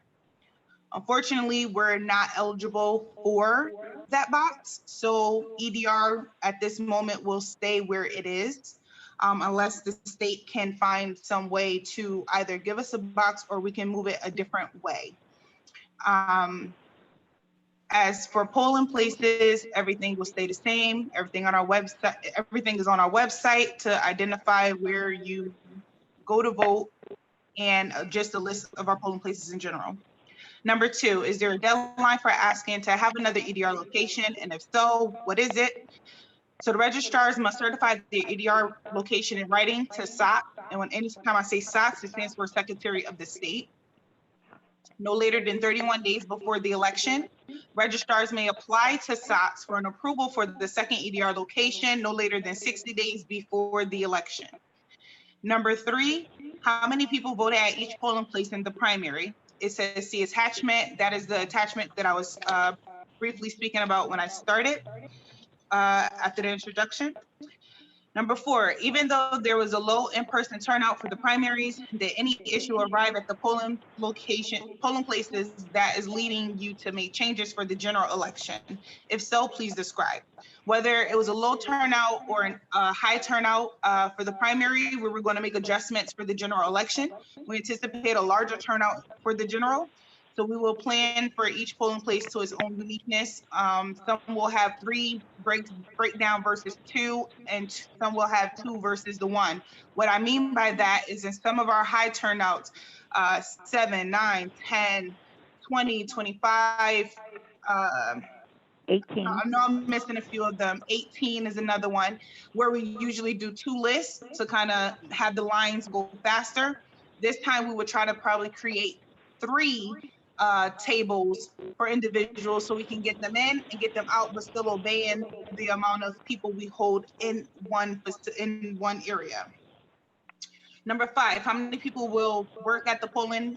I'm sorry, how many people worked at the polling locations on primary day? It varied between 8 to 12 per polling place. As a total, we had about 400.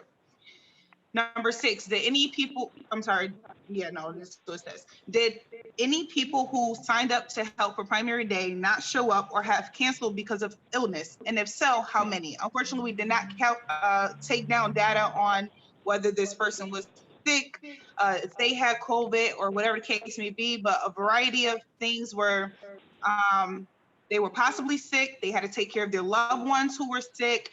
Some went to the hospital, some just didn't show up and didn't bother to tell us. So we worked with what we had, and it worked out. Number 7, how many people do you plan on have working at the polling place for the general election?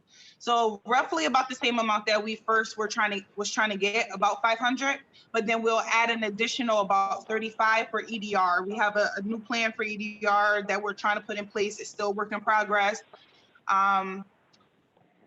So with that being said, we will have more people for EDR. Well, we're aiming to get more people for EDR. So that would be the additional portion from what we were originally trying to do for the primary. Number 8, how many people do you have actually signed up for working at the polling locations for the general election? I do not have an accurate answer for that because we're still working on that. Number 9, the League of Women Voters New Haven chapter has reported that people have offered to be poll workers and have asked the registrar's office, but when they will be trained or be given an assignment and have not heard back. If I am not mistaken, I believe that there was some who could not work the whole day. We do not try to have split shifts. We try to get people to do a whole shift. So it's about 16 hours a day. But all the people who've finished and completed the application and submitted, my clerk Maritza, along with Marlene Napolitano, are going through the applications to still see if people are still interested. It's not a guarantee that we're going to be able to hire everyone, but we are going down our list to make sure we contact those who did fill out an application. So that kind of answers your part A to your 9. Does New Haven need any more poll workers? We're accepting applications.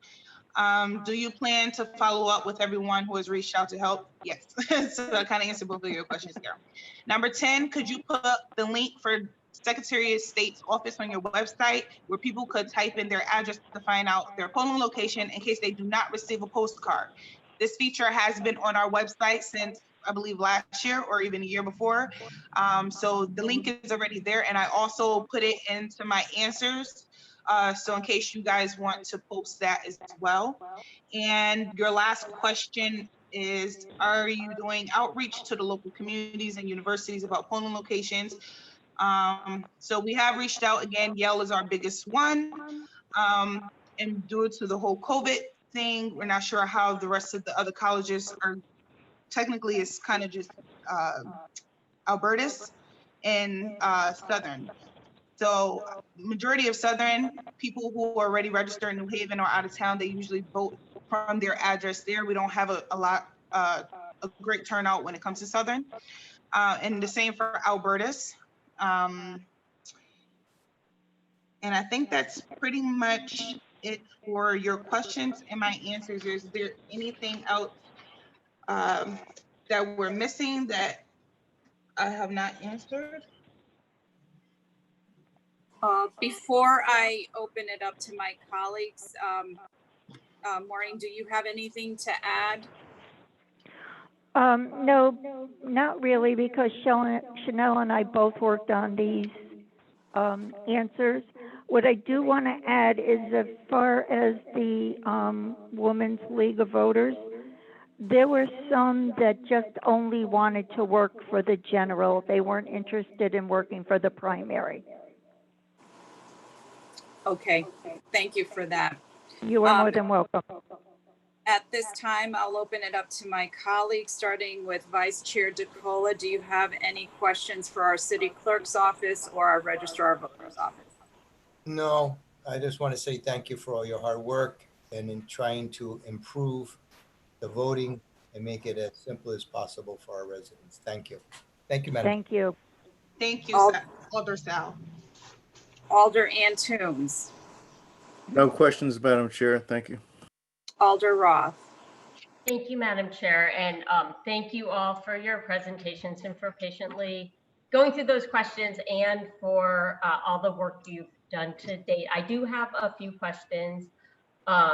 Maybe I'll ask them now and then let my colleagues go ahead after I ask a few and then follow up if my additional ones aren't asked. I guess first to the registrar's office, I appreciate your statement saying that the link as to where people vote is already on there.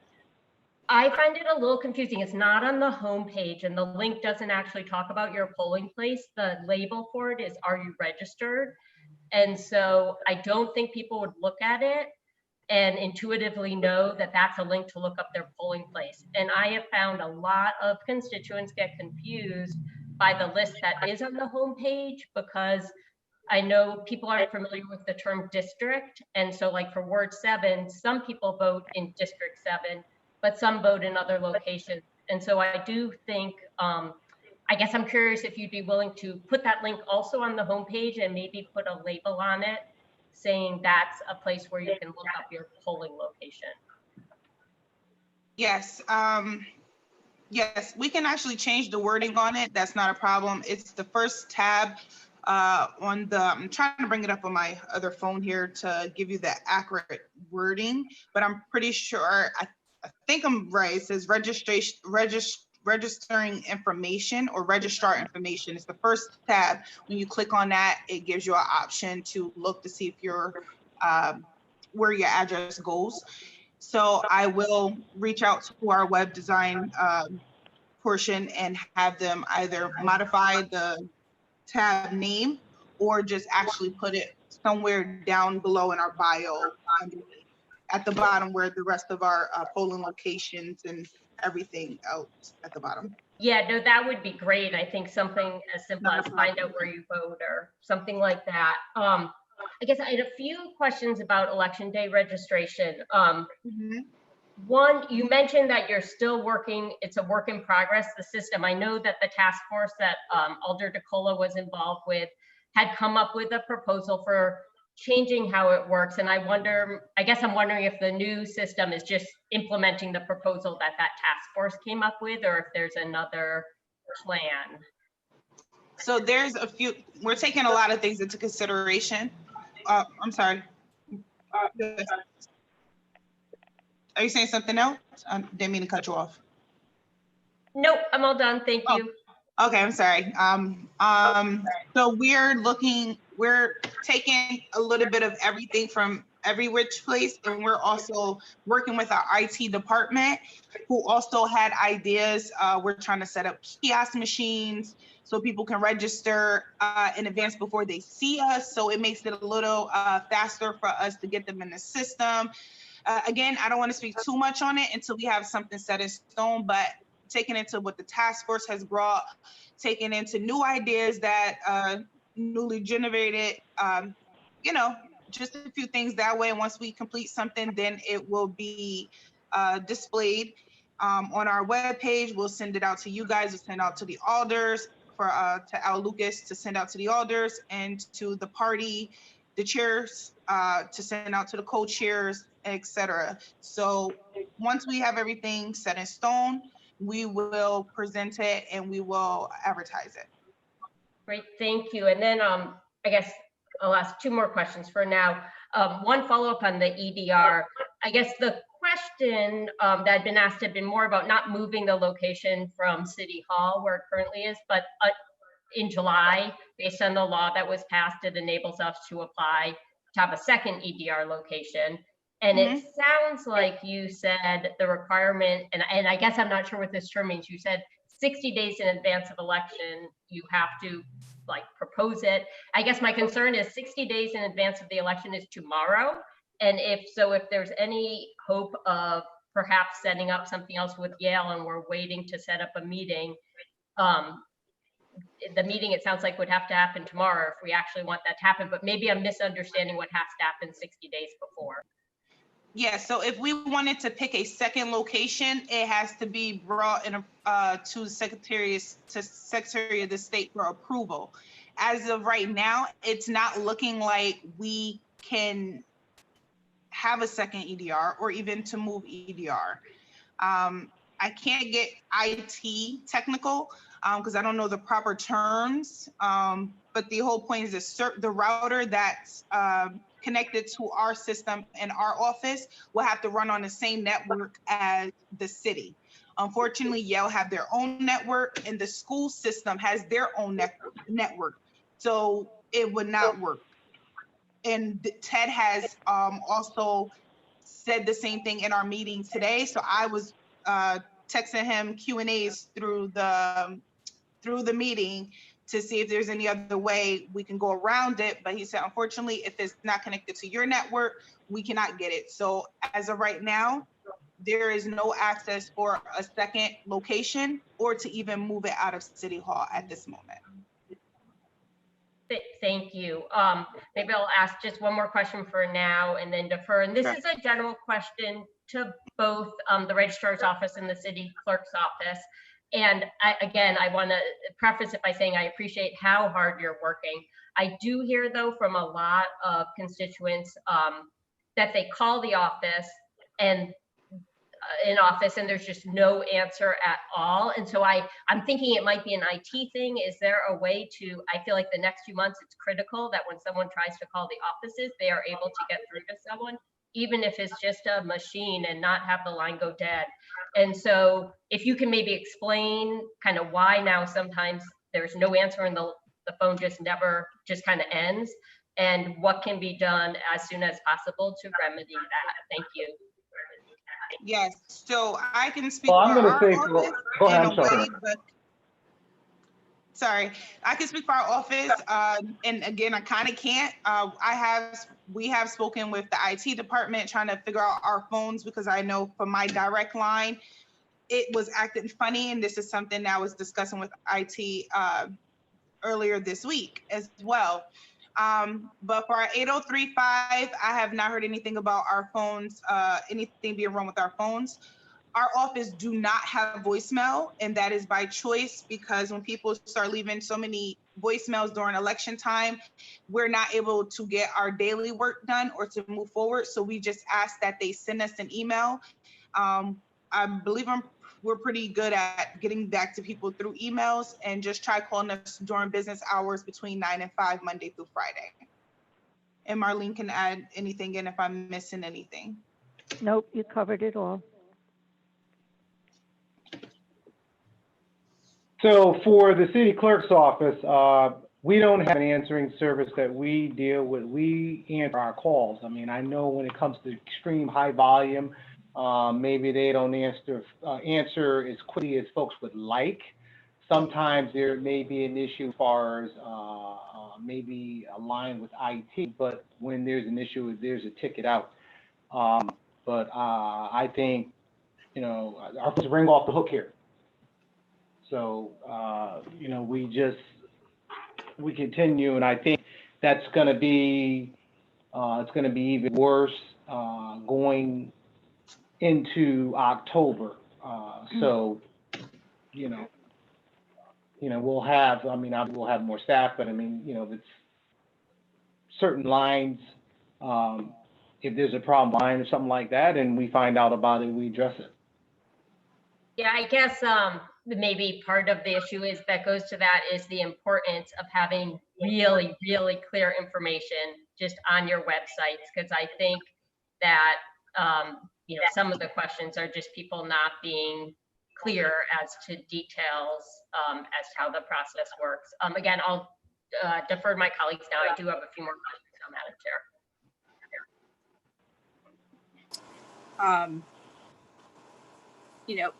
We do have the representative from the Secretary of the State's office, Christine Bartlett Josie.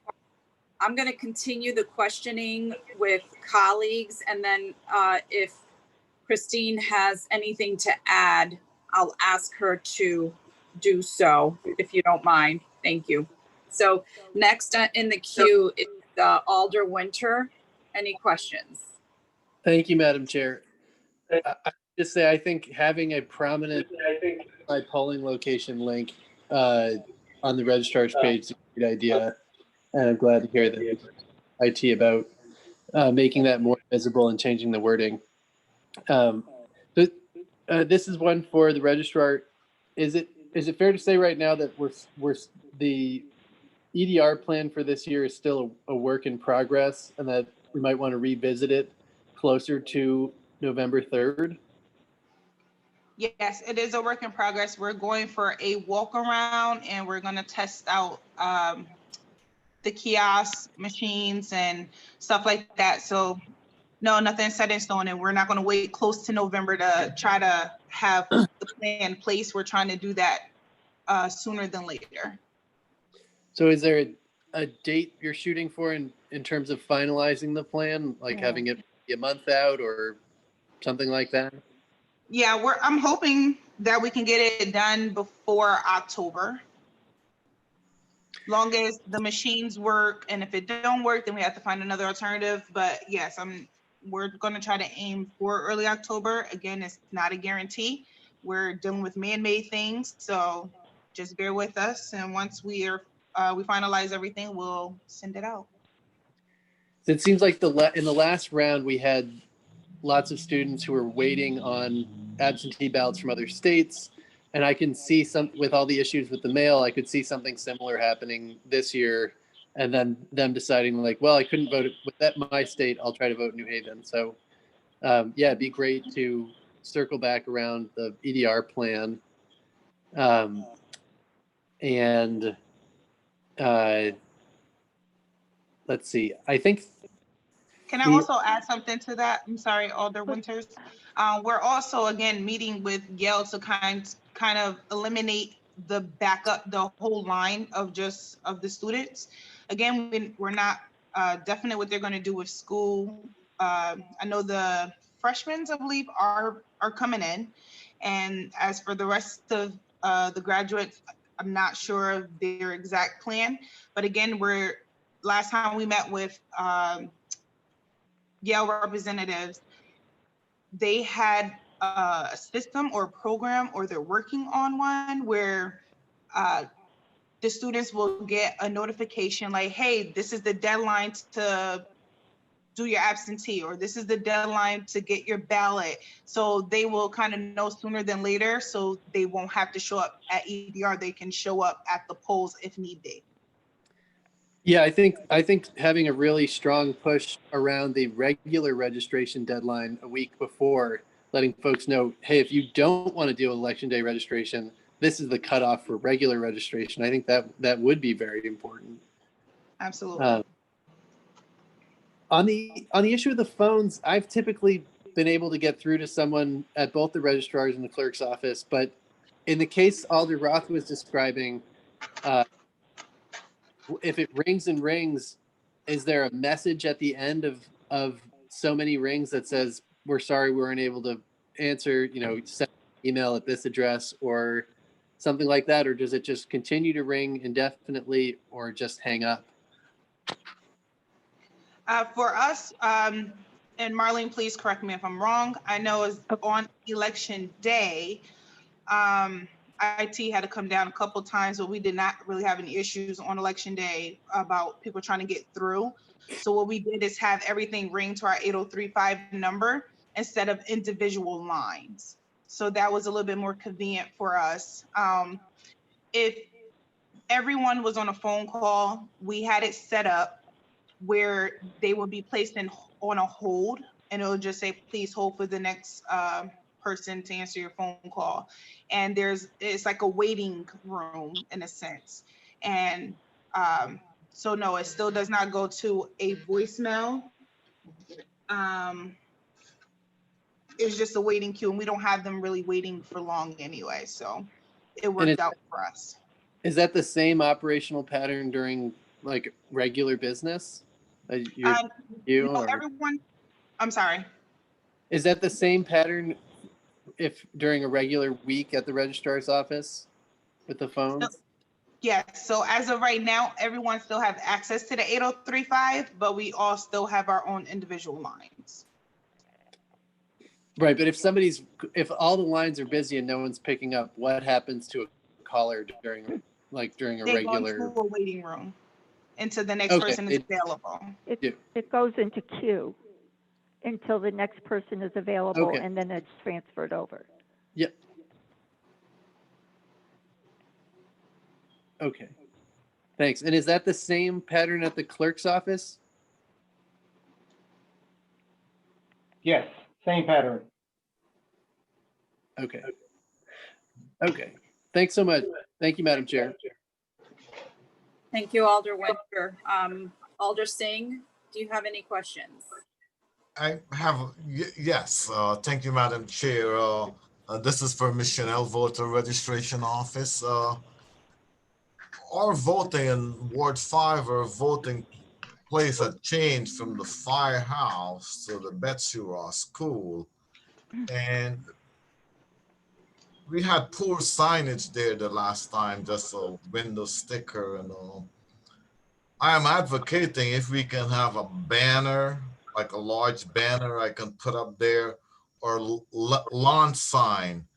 And if it's legally to put it a day or two prior to the election day, so people could be aware of it, that their voting place has been changed. I know you sent out the postcard, you did that, but not everybody, pay attention to the postcard. But I would recommend, a large banner. I would volunteer to install that banner in the fence there, so people will be fully aware of the general that polling place has been changed, and lawn sign. I would appreciate if that can be done.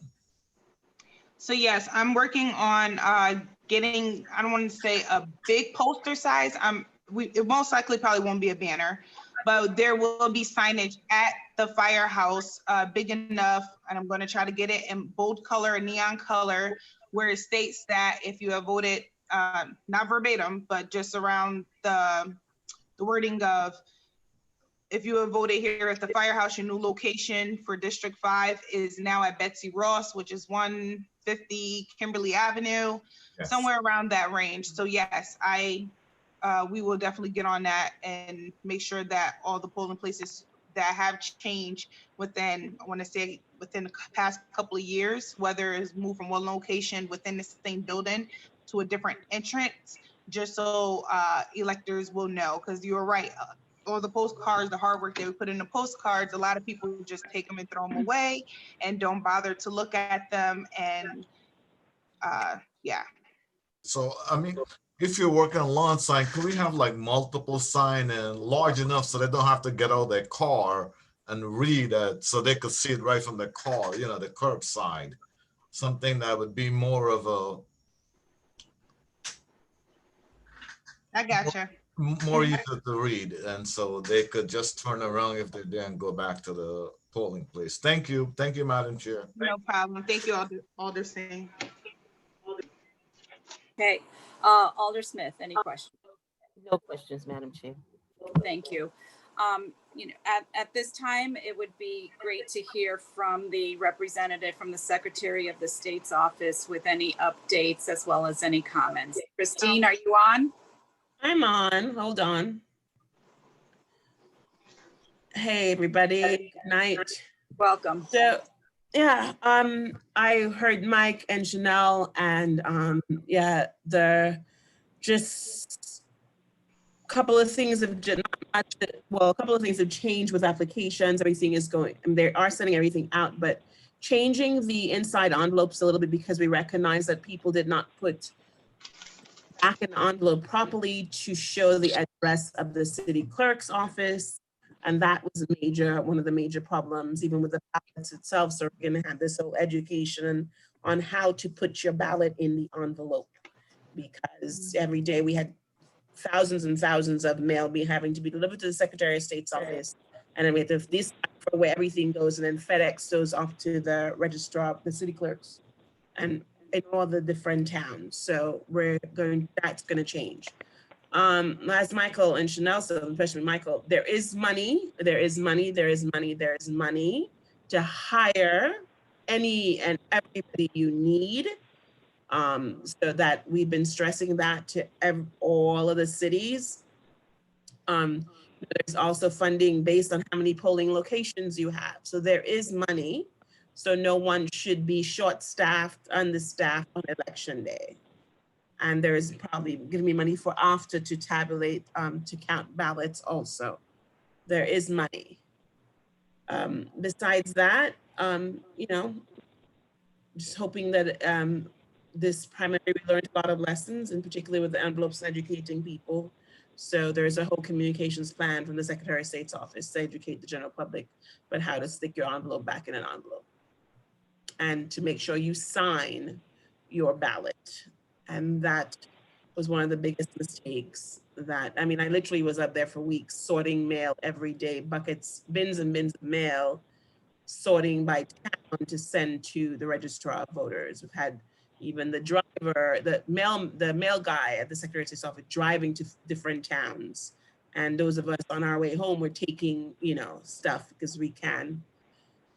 Just bundles in the FedEx envelope to drop off at different towns too, because it just became a massive expenditure just simply by folks not knowing how to put the envelope back in the envelope. Well, not being educated. My husband did it too, but I recognized, and I had to take his out and turn it around. So that was one of the biggest takeaways, and the mail house. So that's why now registrar of voters, town clerks will be sending the ballots out and not the mail house. Total disaster. And it was also an out-of-state mail house, so lessons learned, do hire people in state. So any questions? That's it. Do any colleagues have questions? Alder Singh, go ahead. Unmute. Thank you. What is the last postmark date for a mailing ballot? Well, after you the person put it back in the envelope and mail it in? Yes. What is the last cutoff point to return back that? Well, the governor just extended that, so I all of a sudden I don't know. I just had that list of dates. Yeah, I will get it for you in a minute. I'll put it in the chat. Questions. I think it's postmarked election day. It has to be postmarked. Yes, that's my question. It has to be postmarked on election day. Sorry. On election day. Yes. Thank you. Thank you, Madam Chair. Thank you, Alder Singh. Any other colleagues have any questions? Postmarked. Alder Roth. Thank you, Madam Chair. I have a comment for Christine. I'm appreciative of the changing of how the ballots go, because I heard, or the envelope, that was a big problem. I heard from a lot of folks, so that's great news. I guess I just had a couple more questions for the registrars and city clerk, if that's appropriate now. Sure. Before you ask, I just want to recognize Alder Marchand is also on the call, just for the record. Go ahead, Alder Roth. Thank you. Thank you. I guess in terms, it sounds like we still need some people to work at the polls, and I guess how many more, and how can we be most helpful in sort of making sure you have enough people? Yes. So again, we're still going through all the applications that were submitted prior to the primary. And again, we're just telling people, go to the City of New Haven website under the Registrar of Voters office. There's a tab on the side called Registrar's Application. On that tab, once you get to that next screen, it tells you the qualifications of you working at the polls. It gives you a brief description on each position, and then you fill it out. And once you press submit on the right-hand side, it automatically goes to my clerk's email. And once that's printed out, it's looked through with her and Marlene, and they will basically go through it that way. So please have people fill it out. And we're also still using people who we used in the primary and even last year. Thank you. I guess so. You're not clear how many more you need to get to that grand total. No, we're still looking. Yes, we're still filling in stuff. Everything is not set in stone. We're still filling in. We're still making phone calls to say, hey, do you still want to be a part of this process? Are you still interested in working? Go ahead. I guess I'm trying to figure out, are we 50 people short? Are we 100 people short? I just don't have a sense of how many people short we are. Well, we don't know. We don't know. It's still, we're still making phone calls to make sure that that people still want to work. And then we follow up with that after that. Great. Perhaps through the chair, maybe in, I don't know, 3 weeks, we could get an update as to how many poll workers we still are looking for to make sure we have enough. That would be great. And then just a couple more questions. One, I really appreciated how the city clerk's office set up those days. right before the primary where people could go and who hadn't received an application. And I appreciate that you're focused on other things now. You don't want to set those up, but I do think announcing them a little bit sooner would be really helpful because the word came out quite close to those days. And just the more it takes so long, the sooner people have information, the more helpful it is. So if it is possible to sort of have a bigger lead time for announcing when those dates would be, that would be really helpful. Okay, thanks for that. Thank you. And then just clarification, one other thing with the 2 additional ballot boxes that we'll get. I just want to make sure I heard correctly that your thought is, I think you said to put them somewhere central. I wasn't quite sure what that meant. If you could just explain more, because definitely ensuring the most people have access to them from all different parts of the city is so important. Well, without making any commitment right now, first of all, we don't have them. But my idea would probably be downtown. I don't know, in front of 165 Church Street, somewhere in the vicinity where they're close. I mean, you're talking more boxes. So we're looking into that, and we'll make a determination on that. But what I don't want to do is I don't want to confuse people and have them all. I mean, there's only 2, but I don't want to. I want to put them in one ward, and another ward doesn't have them. That's total chaos. So right now I think we're talking through that. Okay, yeah, I guess like in my mind, I mean, 165 and 200 Orange Street are in my ward, so for my constituents, it's very convenient, but I do worry. I sort of saw the benefit of getting additional ones was, and maybe you put them at public libraries. I know you say you're not going to do this, but to spread them, I just see making them more accessible to people citywide who perhaps will have a difficult time getting downtown. I guess I see that just being much more beneficial. I just want to share that thought. Thank you. Alder Winter, I believe you had your hand up. Thank you, Madam Chair. I had a question for the representative from the Secretary of State's office. Is the envelope design changing such that it's like reversible and it's sort of foolproof in that sense, or are you educating folks about how to insert the envelope?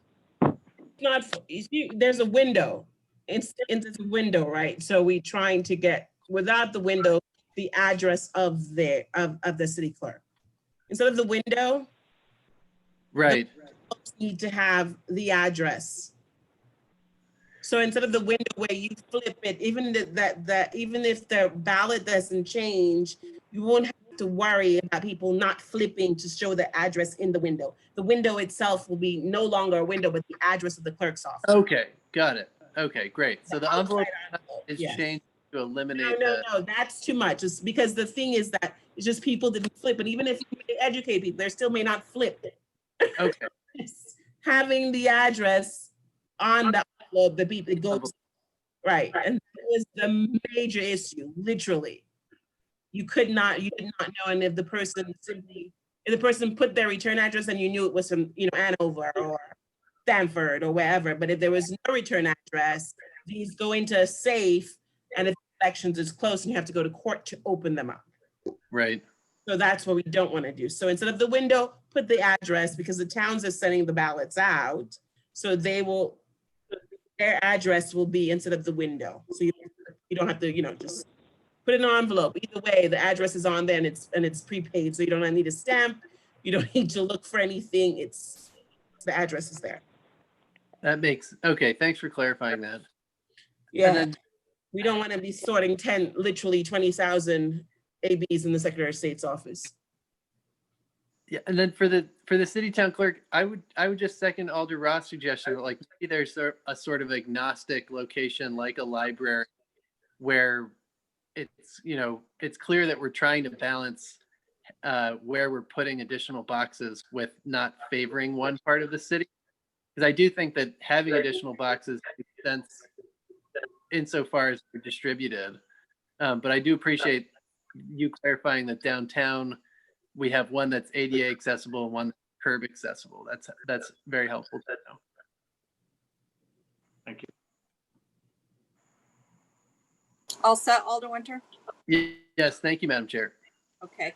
At this time, I'm going to open it up to public testimony and for times, because it is getting late and we do need to vote on items before we close. At this time, if there is anyone from the public, please raise your hand that would like to speak on this item.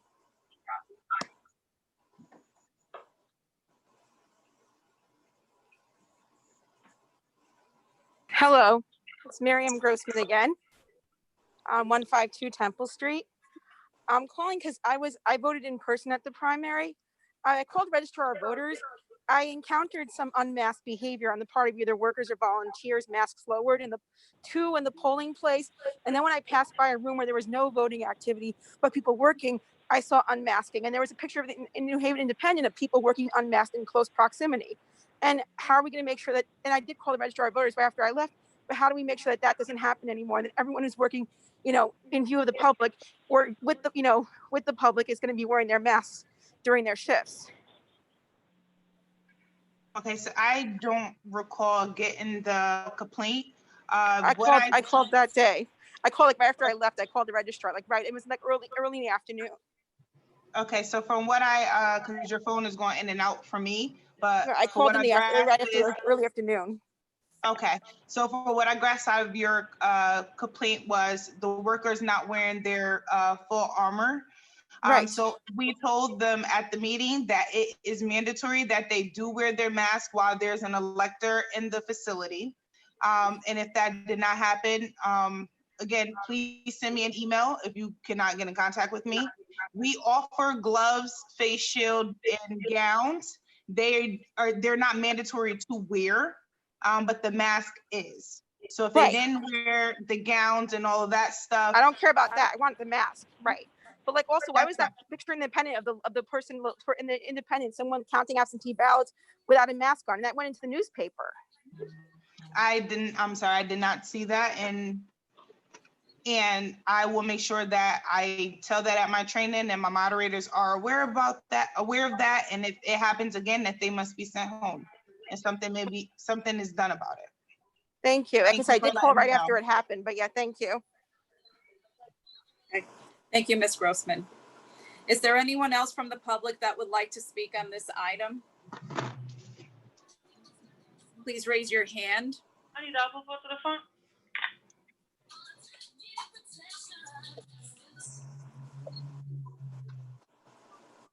Once again, is there anyone from the public that would like to speak on this item?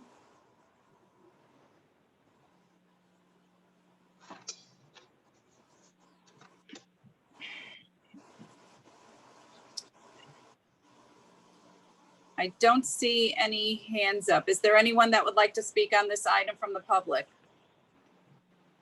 I move to close the public section. Second. Okay, the item has been moved and seconded. Everyone in favor of closing the public portion? Alder DeCola. Aye. Alder Antunes. Alder Roth. Yes. Alder Winter. Aye. Alder Singh. Aye. Alder Smith. Aye. And myself, aye. The public portion is now closed for the agenda. Would anyone like to move the first item? I move item 1. I'm sorry, can I just throw in one more thing? Or is it officially done? We have. If it's done, it's fine. I'll send an email. That's fine. Yes, thank you. Okay. Sorry, Sunil. Thank you. No, it's fine. I just thought it was close to the public. Okay. Thank you guys, and thank you for all your hard work. And I look forward to working with you guys and hope to see everyone September 19th. Thank you. And thank you, Christine, as well. Thank you very much. Thank you, Maureen. Bye.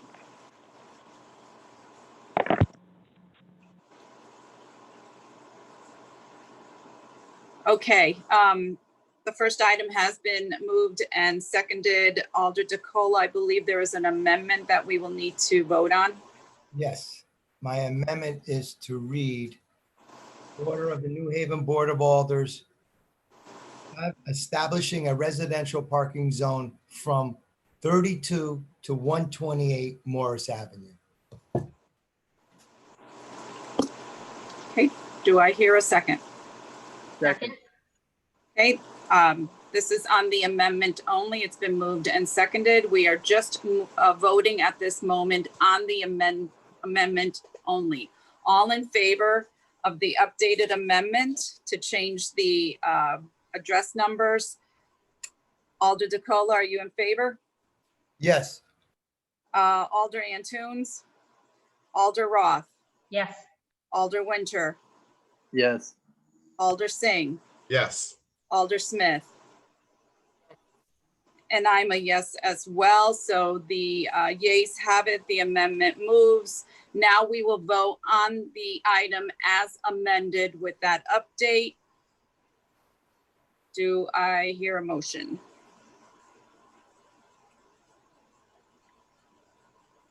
So moved. For the update. Moved and seconded. I think I heard it. Okay. All in favor of this item, say yay. Alder DeCola. Yay. Roth. Yeah, yes. Winter.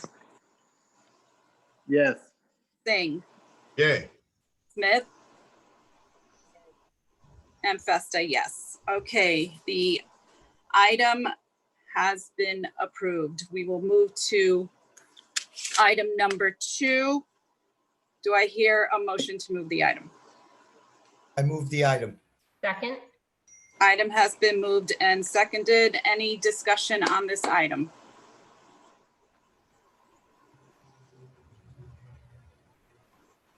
Okay, seeing none. All in favor of this item, say yay. DeCola. Yay. Roth. Yes. Winter. Yay. Singh. Yay. Smith. You're right. I'm tired and I want to go home. And you are on, not on mute. I'm sorry, Alder Smith. And I am a yay as well. Item 2 has passed unanimously. We'll move on to item number 3. Who makes a motion to move it? I move the item. I second. Okay, item has been moved and seconded. Any discussion? And this is in regard to the grant for Yukon. Okay, seeing none, everyone in favor of this item, say yay. Alder DeCola. Yay. Roth. Yes. Winter. Aye. Singh. Yeah. Smith. And myself, a yes. The motion carries. Item passes. Next item, which is to read and file the CRS participation for FEMA. I move the item. Second. Item has been moved and seconded. Any discussion on this item? Oh, seeing none, all in favor say aye. Alder DeCola. Aye. Roth. Yes. Winter. Aye. Singh. Aye. Smith. Aye. And I'm a yes as well. The motion carries. And we have the last item to vote on regarding the Regional Household Hazardous Waste Collection Center. Anyone want to move the item? I move the item. Second. Item has been moved and seconded. Any discussion? Seeing none, all in favor say aye. DeCola. Aye. Roth. Yes. Winter, Aye. Singh, Aye. Smith, and I'm a yes as well. It's a good thing to have.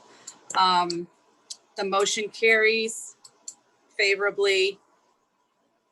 We had the 2 workshops. I appreciate everyone's patience tonight. I know it was a long night, but they were important items to hear. And hopefully, if you have any other questions regarding those workshops, please submit it to the appropriate individuals for answers. Do I hear a motion to adjourn? So moved. Second. It's been moved and seconded. Again, thank you everyone for your patience. Appreciate it. Have Get the a vote. Still wonderful gotta vote. evening. Let's vote Still for it. vote, I man. vote aye. I figured everybody's a yay. DeCola. I always do that, don't I? Yes. It's the vote on the adjournment. DeCola. Sorry. Yes, again. Roth. Yes. Winter. Aye. Singh. Aye. Smith. And I am a yes as well. Again, thanks for your patience, guys. I appreciate it. Have a wonderful evening. Good night, Good Carl. night. Share. Good night, everyone. And pray for my mommy, please, tonight. She's having emergency surgery. Praying, please. Thank you. Ciao. I will. Ciao. Good night, all. Good night.